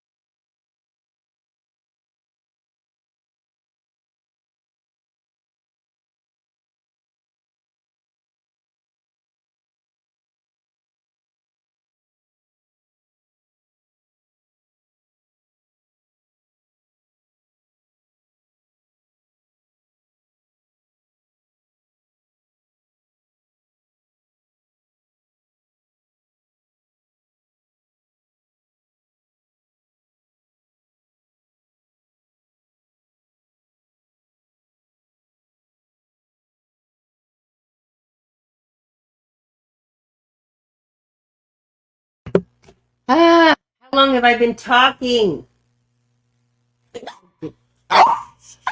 Sorry, sweetie. I'm sorry. Calm down. I was basically saying only one is charged with murder. The lady that just was found guilty. The other two are only charged with tampering with evidence. But their trials are coming up too. But they won't get life in prison. Tampering with evidence, what could they get? 10, 15 years? You know, it's after the fact. So how long have I been talking with no sound? Well, you saw me read the article, so hopefully you guys read the article too. Anyway, let's see if let me share the screen. I guess they'll be coming back with the sentence. Share screen. Share. There we go. Yeah, I thought they would be coming back tomorrow with the sentence, but since the video stopped. Oh, okay. Yeah, there's something about. Okay. Yeah, I still have to figure out how to work this thing. I think when I share the screen, let me look again. I have to share the screen, and then I have to pick. Also share tab audio. And then over here, I do this. To share audio, share a tab or screen instead. So I have to share an entire screen. Also share system audio. I have to turn that on. Yeah, so I don't know how it works, but anyway. They're back! Oh, they're not on yet. Okay. They're back in, but let's see if they... Okay, now you guys can hear me. I think the audio is not on yet for them, for the screen, so they're going to say the sentence now. I guess it was a short deliberations for the guilty verdict and when it's short, it's usually, if it's short, she's going to jail for life, no parole. They're already, and they're guilty. When they come back quickly, it's bad. It's bad for the defendant. Especially for the guilty verdict. If they come back quickly, it's guilty. It was open shut case. I was thinking about Caitlin Armstrong. She knew she was going to be found guilty. I think the only reason she decided to go to trial was to make that guy get on, her boyfriend, to make him go through the trial so he suffered, like out of revenge, rather than just admit she's guilty. I think that was her. That, and also, well, what have I got to lose? I may as well give it a shot, But she probably also said, yeah, and I'm going to make him suffer, and for what he did, I'm going to make him, testify. Because I always wondered, why'd she even bother going to trial? It was so obvious she was guilty. But hello, Alam, how are you? It's been a while. Oh, thank you. Yeah, I don't do ASMR anymore. They probably had a general idea of the sentence they would impose, so it didn't take long, to determine. I think it's going to be life in prison. We're waiting for the sentencing of a lady that was just found guilty of murder. If you just got here, Alam. Yeah, I'm over here. I just kind of have a group of about 5 people, that come and go, and we just talk, and sometimes I watch videos. Sometimes I blab. I have a political channel on Instagram. I just got it taken down. There's a lot of arguing going on over there. But on YouTube, I try to stay neutral, no arguing, no politics. I've been slipping on that. But I'm going to try to keep politics off of YouTube. But I'm going to open another Instagram and go back, and I put very shocking things on my Instagram. Not on I have 3 Instagrams. I have a regular, just a plain old, my own personal Instagram. I have one for my dog. And then I had, well, I might still get it back. I doubt it though. It's been almost 24 hours. and I've been trying to log in. It says we will have a decision soon. You may have your channel suspended for good. Right now, it's temporarily suspended while they, I appealed it, and so now they're trying to decide. But I have no way to write to anyone. Yeah, pending. Let's see. Refresh feed. It says. I wonder if I got it back. No, I didn't get it back yet, but it's not letting me.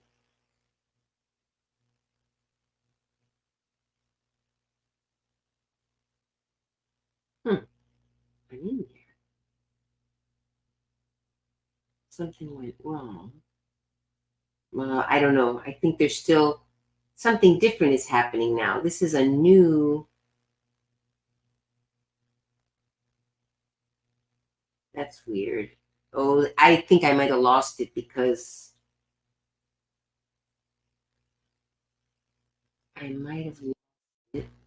Something's different. We're reviewing your info. It usually takes us around a day. We'll notify you when the review is finished. If we can confirm your info, you'll be able to use Instagram again. If we can't, your account will be permanently disabled. Oh, okay. And here they're asking me to enter my info. Okay. But this is almost like they're asking me to open a new Instagram. Wait a minute, let me start over. All right. So I'd like to get my Instagram back so I don't have to start a new one.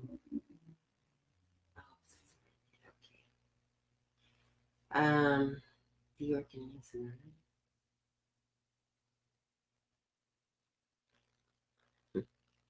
Okay. Let's see.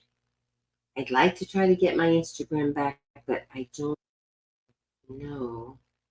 It says now it's saying they're reviewing my info, but before it was saying something else. So I'll log out. I'll log in later. Why? It's been more than a day. Oh, well. So if I lose this one, I'm going to open a new one. I'm going to post all the stuff that I posted before. I'm going to fight with the same people I fought with before. I'm going to say the same stuff I said before. Because I didn't. All right. The editor generally, sometimes you ramble, sometimes you scramble. Yeah. It's a scramble of ramble. Yeah. Yes, sometimes I come on here, I'm very upset and have a lot of ADHD, especially now that I'm not working. January, I'm going to start working on something steadily. But I see a judge's head. That's all we see. I thought they were coming back in, but I guess they're not. So, Alam Gariba. Nice to meet you. Do you have an ASMR? I'm going to go to your channel, Alam. I can't get there from here. I have to go to YouTube.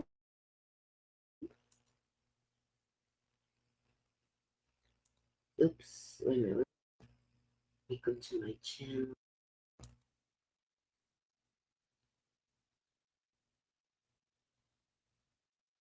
View your channel. I go here, and then here, I think I can go to your channel. Go to channel. If you have ASMR, you don't have it. Oh, you don't have any videos. Okay, if you would have had videos or something, I would follow you, Alam. Yeah, are you? If you're still here, are you Arabic? What kind of name is that, or is that Indian, Pakistani? I'm excuse my ignorance. I'm curious. If you're still here, I only have 2 people in here, so they were back. I don't get any comments anymore. Yeah, so if you're still here, Alam, I'm curious. What is the name is very interesting. That's why I'm thinking Arabic or Indian or Pakistani, something like that, or something else. Let me know if you're still here. Oh, I'm getting a little tired of waiting for these people. I thought they were coming back in. Let me read. I'll read you the comments that are coming up. I'm not wearing my glasses. I'm not wearing my contacts. Can you imagine how they tracked Maricela's body out of That house, shake my head. Your videos are great. I guess they're talking to. Oh, let's see. We must have good videos. Now, let's see. Oh, I can't see it. Oh, he's Ik Ed Mel is his name. Let's see if I can find him. Ik Ed Mel on YouTube. Ik Ed Mel.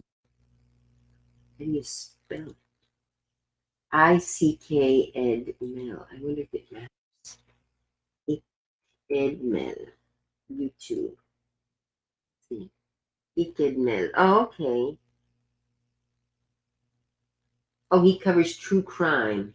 Verdict reached. Oh, he's covering the case. He's a guy that I love these kind of channels. They follow trials. That's kind of what I'm trying to be, but I got to make my channel more interesting. He watches the trials and then he covers the trial. So let's watch one of his videos while we're waiting. So share this tab. Okay. And I'll mute the mic. Right, that's what I did before. I muted the mic and played the video, and then I forgot to unmute. So let's see. Let's go to his videos and see the latest one. Murder charges dropped. Okay, let's see this one. Okay.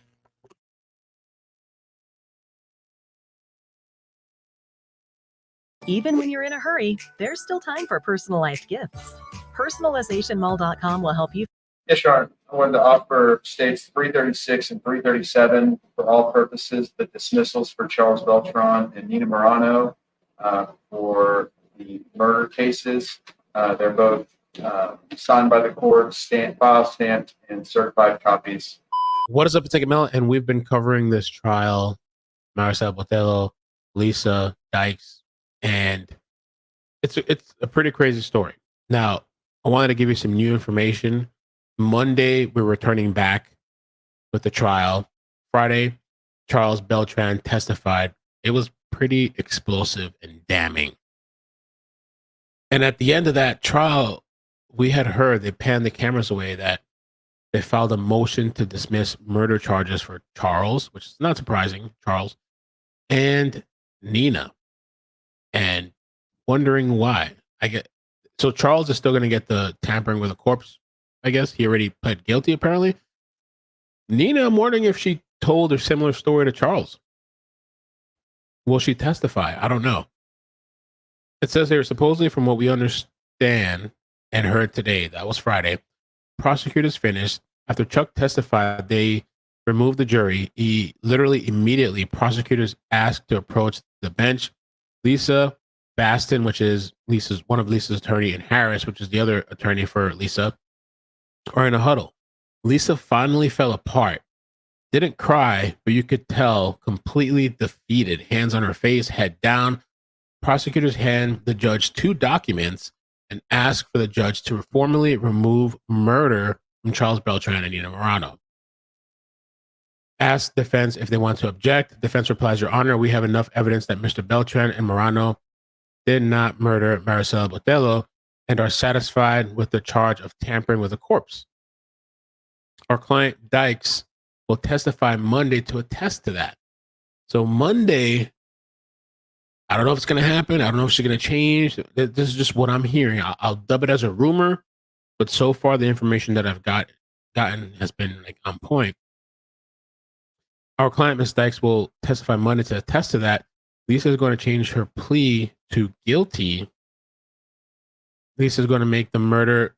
Lisa is going to take the murder because at this point, Mel, defense has nothing, and we believe Nina ratted out Lisa, which I don't know. And her and Chuck's stories match, which I actually do believe that, and I do believe Chuck's story. My friend also said, I don't know if this is true, but my friend also said Lisa and Nina are legally married, which that we've heard multiple times. I guess that's true. Nina cannot testify against Lisa. I spoke to another Texas friend, and when my other Texas friend said like they can't force her to testify, but if she voluntarily did, she could. So I don't know. And then also Kyle was scheduled to testify, which is Lisa's son, and Kyle knows everything that happened.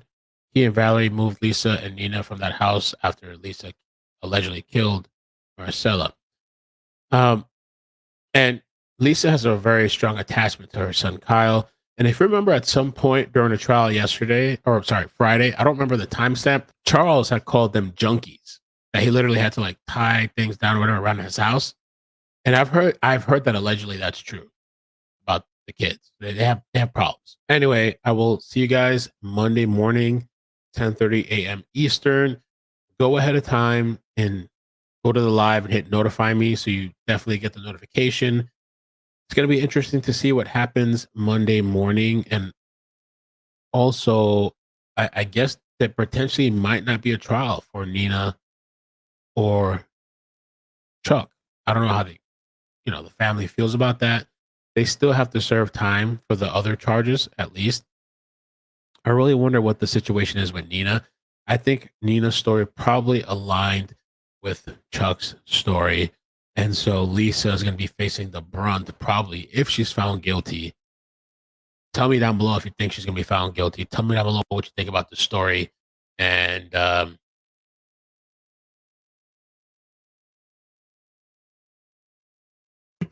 Okay, so that happened before. Now we know that she is guilty. She was found guilty. Let me keep reading. I subscribed to that guy because apparently he likes to follow trials too, so I could, what was I missing? So all you guys are average Jew. Let me just keep up here. It's closed to the public now. Her defense attorney is saying that she purged herself on the stand. Purge, not purge.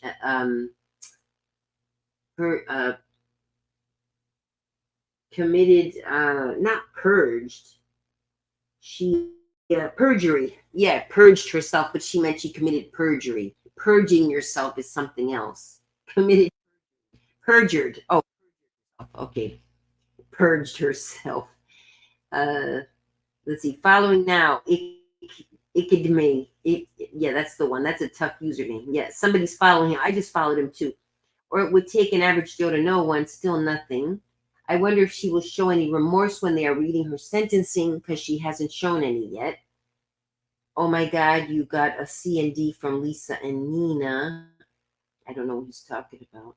You think you're better than us? Matthew Bliss, some people arguing here. Eva shows guilty, period. Agreed. Eva. Tanja, she was found guilty. Now they're trying to come to a decision on sentencing. Yeah. So they'll be back with her sentencing. I think they're for 99 years, no parole. Like life with no parole. Or however, like a large number of years. She's 60. So even if they give her 30 years, they'll give her more. With no parole. She's in there for life.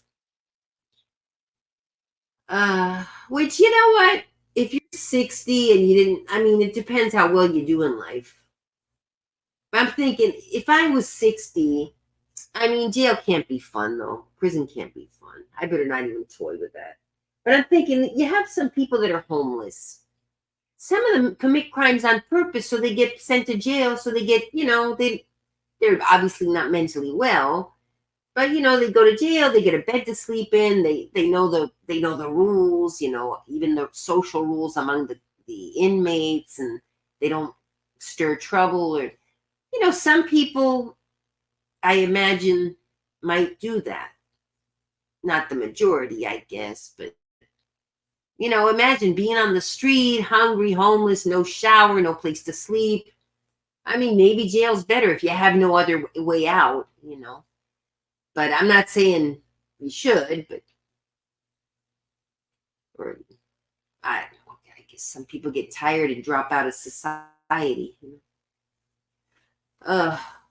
Depression is a big problem with the homeless on the street. They have, mental disorders. That's why they end up on the street sometimes. I don't know how I got on that topic. Hello, Katiana Renee. I think I lost that political Instagram, but I still have the other two. It's still not telling me what the decision is. I appealed it. So by tonight, I guess they'll either have to block it forever or give me my account back. I don't know how much longer they can keep me hanging. I appealed it because I think a bot banned me. So then it said, if you'd like to appeal. So I appealed, but we'll see. I did do something wrong though, because the bot deleted one of my posts, and then I left it for a while, but then I reposted it, like the same post that I had been warned about by a bot though. So maybe now the people will will visualize it and then maybe decide the same thing. But it's a bummer. I should have kept all my followers. I only had like 100 followers on there, but I should have kept the names because I knew I might get banned. I said, I'm pushing it with my memes. I might get banned. Or I might get my account taken away. So I thought to myself, I should take screenshots of all my followers. So when I open the new account, I'll let them know. But I didn't do that. And now I have no way to, I remembered like one of them that weren't, except the ones that are my friends. Okay, they're back. So let's see. Mr. Sadler, if you could bring the jury in, please.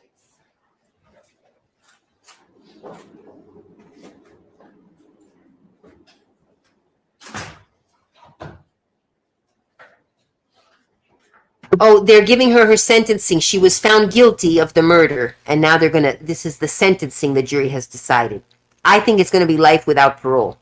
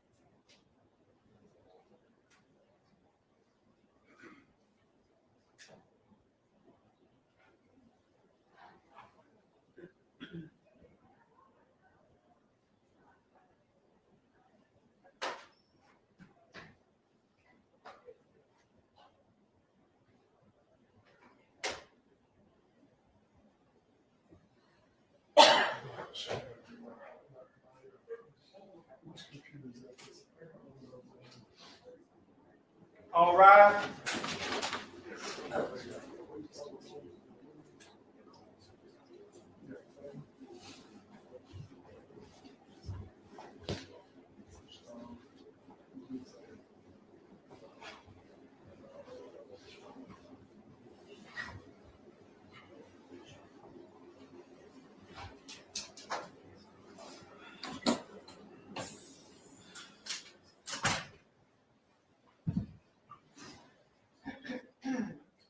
You may be seated. The court has received your verdicts in punishment. All right, Ms. Dice, please stand. The first verdict reads as follows. We, the jury, having heretofore found the defendant, Lisa Jo Dykes, guilty of the offense of murder as charged in the indictment, and not having found by a preponderance of the evidence that such offense occurred while the defendant was under the immediate influence of sudden passion arising from adequate cause, assess her punishment at life in the institutional division of the Texas Department of Criminal Justice and a fine of $10,000. The second verdict reads as follows. We, the jury, having found the defendant guilty beyond a reasonable doubt of the offense of tampering with physical evidence as charged in the indictment, assess her punishment at confinement in the Texas Department of Criminal Justice for 20 years. In addition thereto, assess a fine in the amount of $10,000. Both verdicts are signed by the presiding juror. Mr. Harris, is there any reason in law why your client cannot now be sentenced? There is not, Judge. That it is the order and judgment and decree of the court in cause number F2175476, Lisa Jo Dykes, in conforming with the jury's verdict, I hereby sentence you to life in prison and a fine of $10,000. In cause number F2175651, tampering with physical evidence, I sentence you to 20 years in prison and a fine of $10,000. I order you taken by the sheriff and biker safely held until you can be transferred to an authorized receiving agent to begin your sentence in TDCJ. Ms. Dykes, I hope that you find that you've been treated with a much greater amount of dignity and respect than you ever treated Maricela Batillo Valadez. May God have mercy on your soul. That concludes this hearing. You may be seated. Ladies and gentlemen of the jury, I thought thank you so. so much for your jury service. This does conclude your service. If you would retire to the jury room, I will help and give you my personal thanks, answer any questions you may have, and I know for the young prosecutors, any tips or constructive criticism you may have for them is always helpful. And the defense may want to come and visit with you as well about their presentation. So I will see you in the jury room. What? Oh, I'll bring this back. Okay. All right. Thank you.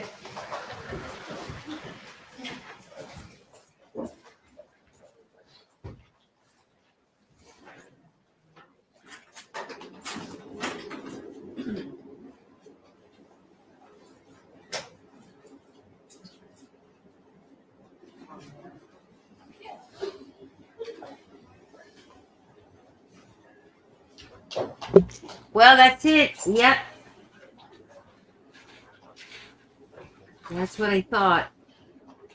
I mean, it just seems that the girl was sleeping. You know, she might start screaming at the boyfriend and wake up the girl, but she was stabbing the girl while the girl was sleeping. That's not, I don't know. It just doesn't seem like it was. So that's that. I assume that are they going to do big? I don't know. I'm going to find out. What? By the time you're 60, you've learned to take control of your emotions. You know, I could see like a 25-year-old walking in on her boyfriend with another woman, but by the time you're 60, you've been beaten. I mean, I'll assume she's not a innocent, pure thing. She's going to imagine that a young guy's going to cheat. I mean, if she didn't, she's living in fantasy land. All right. Well, that's that. We remove it from there.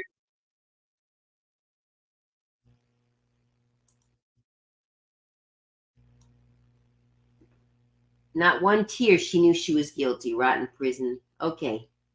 I'm reading the. All right. I don't know. I closed that. So, all right. That's it.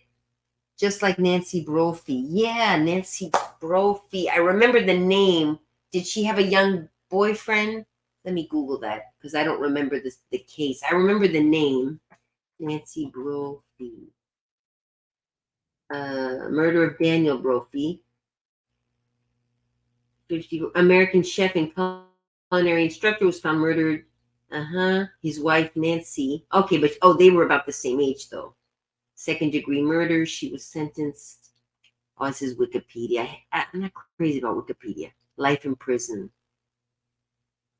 All right. So, but they were about the same age. But what was he with a younger woman? Is that why she murdered him? Let's see. Trial and conviction. Investigation. She had walked the dogs in a shower. The investigators found camera footage. She had showed her driving, departing from culinary school. All right. Anyway. Yeah, I remember. So she got life in prison too. 64 killed her husband. Yeah, no, I could see. I mean, let's say the husband cheated on. In that case, I could. Well, yeah, no. When you've been with someone for that long, like let's say they got married young and they were together like years and years and years, and then you find that that person cheated on you. I could see that being a passion, because it's like my parents, they met when they were in their early 20s of age, 23, 24, got married, around that age. They're in they're going to be, mid 80s. So they've been married over 50 years. Well, now my mother's got dementia, but like let's say a few years ago, she caught my father in bed with a young woman. Who knows? Even my mother, she might say, "Oh, your stupid father. He picked himself up as, I don't know. I guess, I don't know. And I've never been in a relationship that long. So, 10 years I was married. But yeah, I don't know. I can't imagine. Well, you can't imagine it until you're in that position, I guess. But it just seems that an older woman getting together with a younger man, it just makes sense that the guy's going to cheat on you. She's 30 years older than him. He's only 34, something like that, or he was at the time. A handsome man. The lady was 23. It's a natural attraction. They're young, whereas the older woman, it seems she should know, even if the guy's with her, that he's going to probably cheat, especially since she's not even only faithful to him. She has a wife. So I don't know. I don't understand why she would have killed the girl.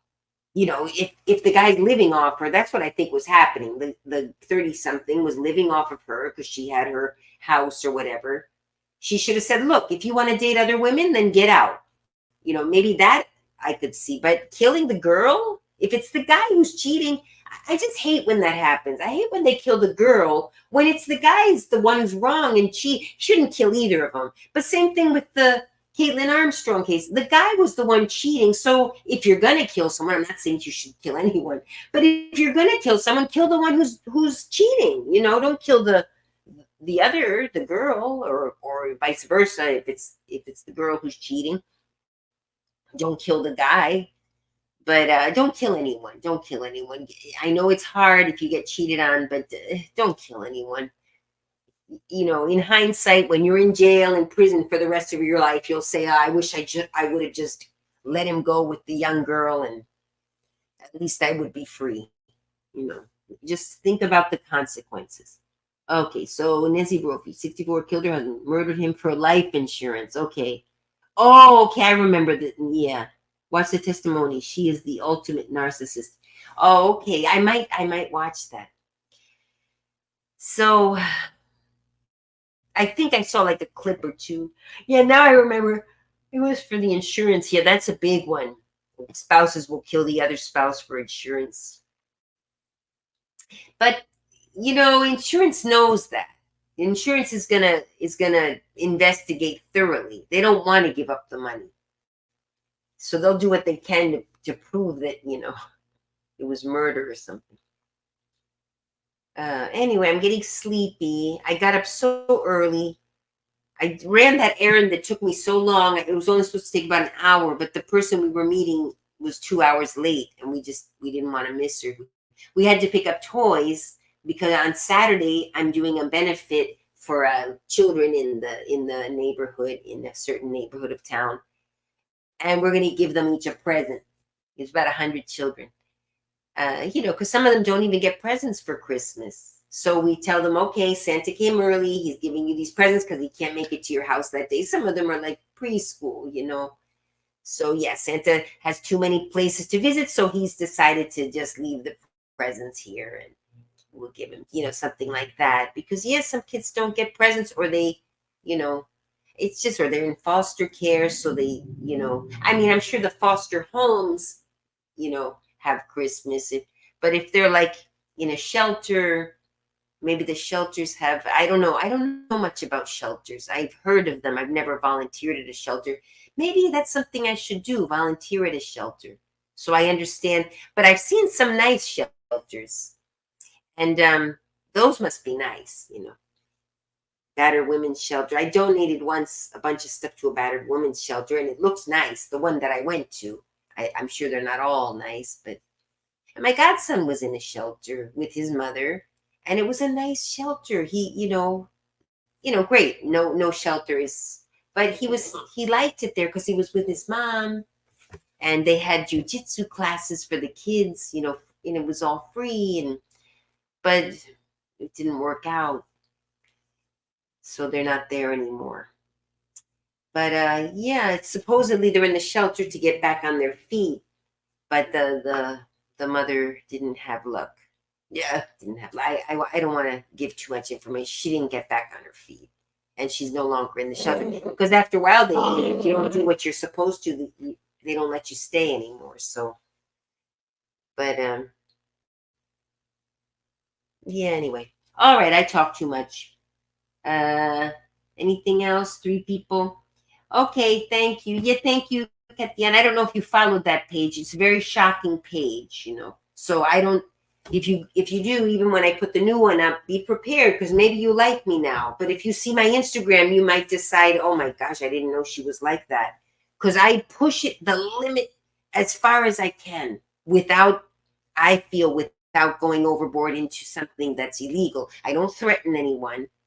But I do speak harshly of whatever community happens to be in the news at any given time with my opinion.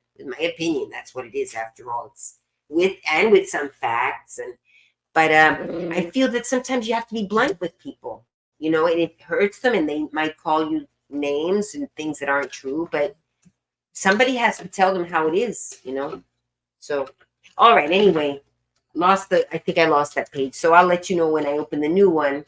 And if you're interested in following, but be prepared to be shocked. That's all I'm saying. What's the matter, baby? You fall down? Want to say goodbye to my friend? She's growling at me. Oh, she's being a mean girl. Look at that horrible face. Look at what you mean. Okay, stop. She ate a bit ago. Don't be mean. Look, you're making me look bad. And she has her Instagram at PennyLife2022. At PennyLife2022 on Instagram. Or PennyLife22, but you put the sign in front of it. And I try not to show this side of her on there, though. I curate her reputation. I curate her persona. Because I want people to think she's nice. Growling at mommy.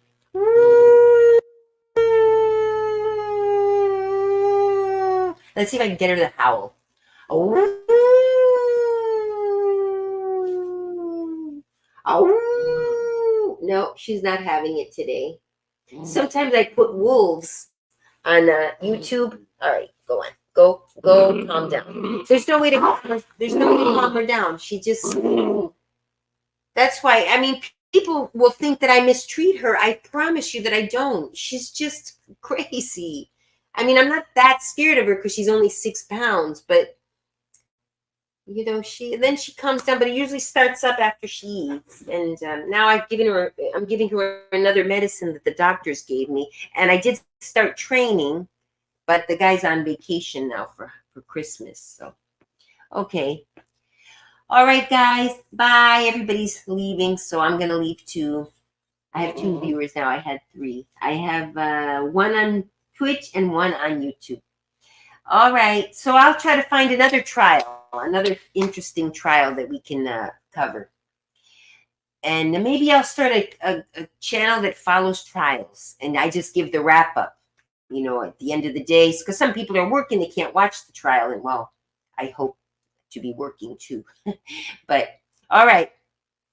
Bye, everybody. Bye. Thanks for coming. Bye.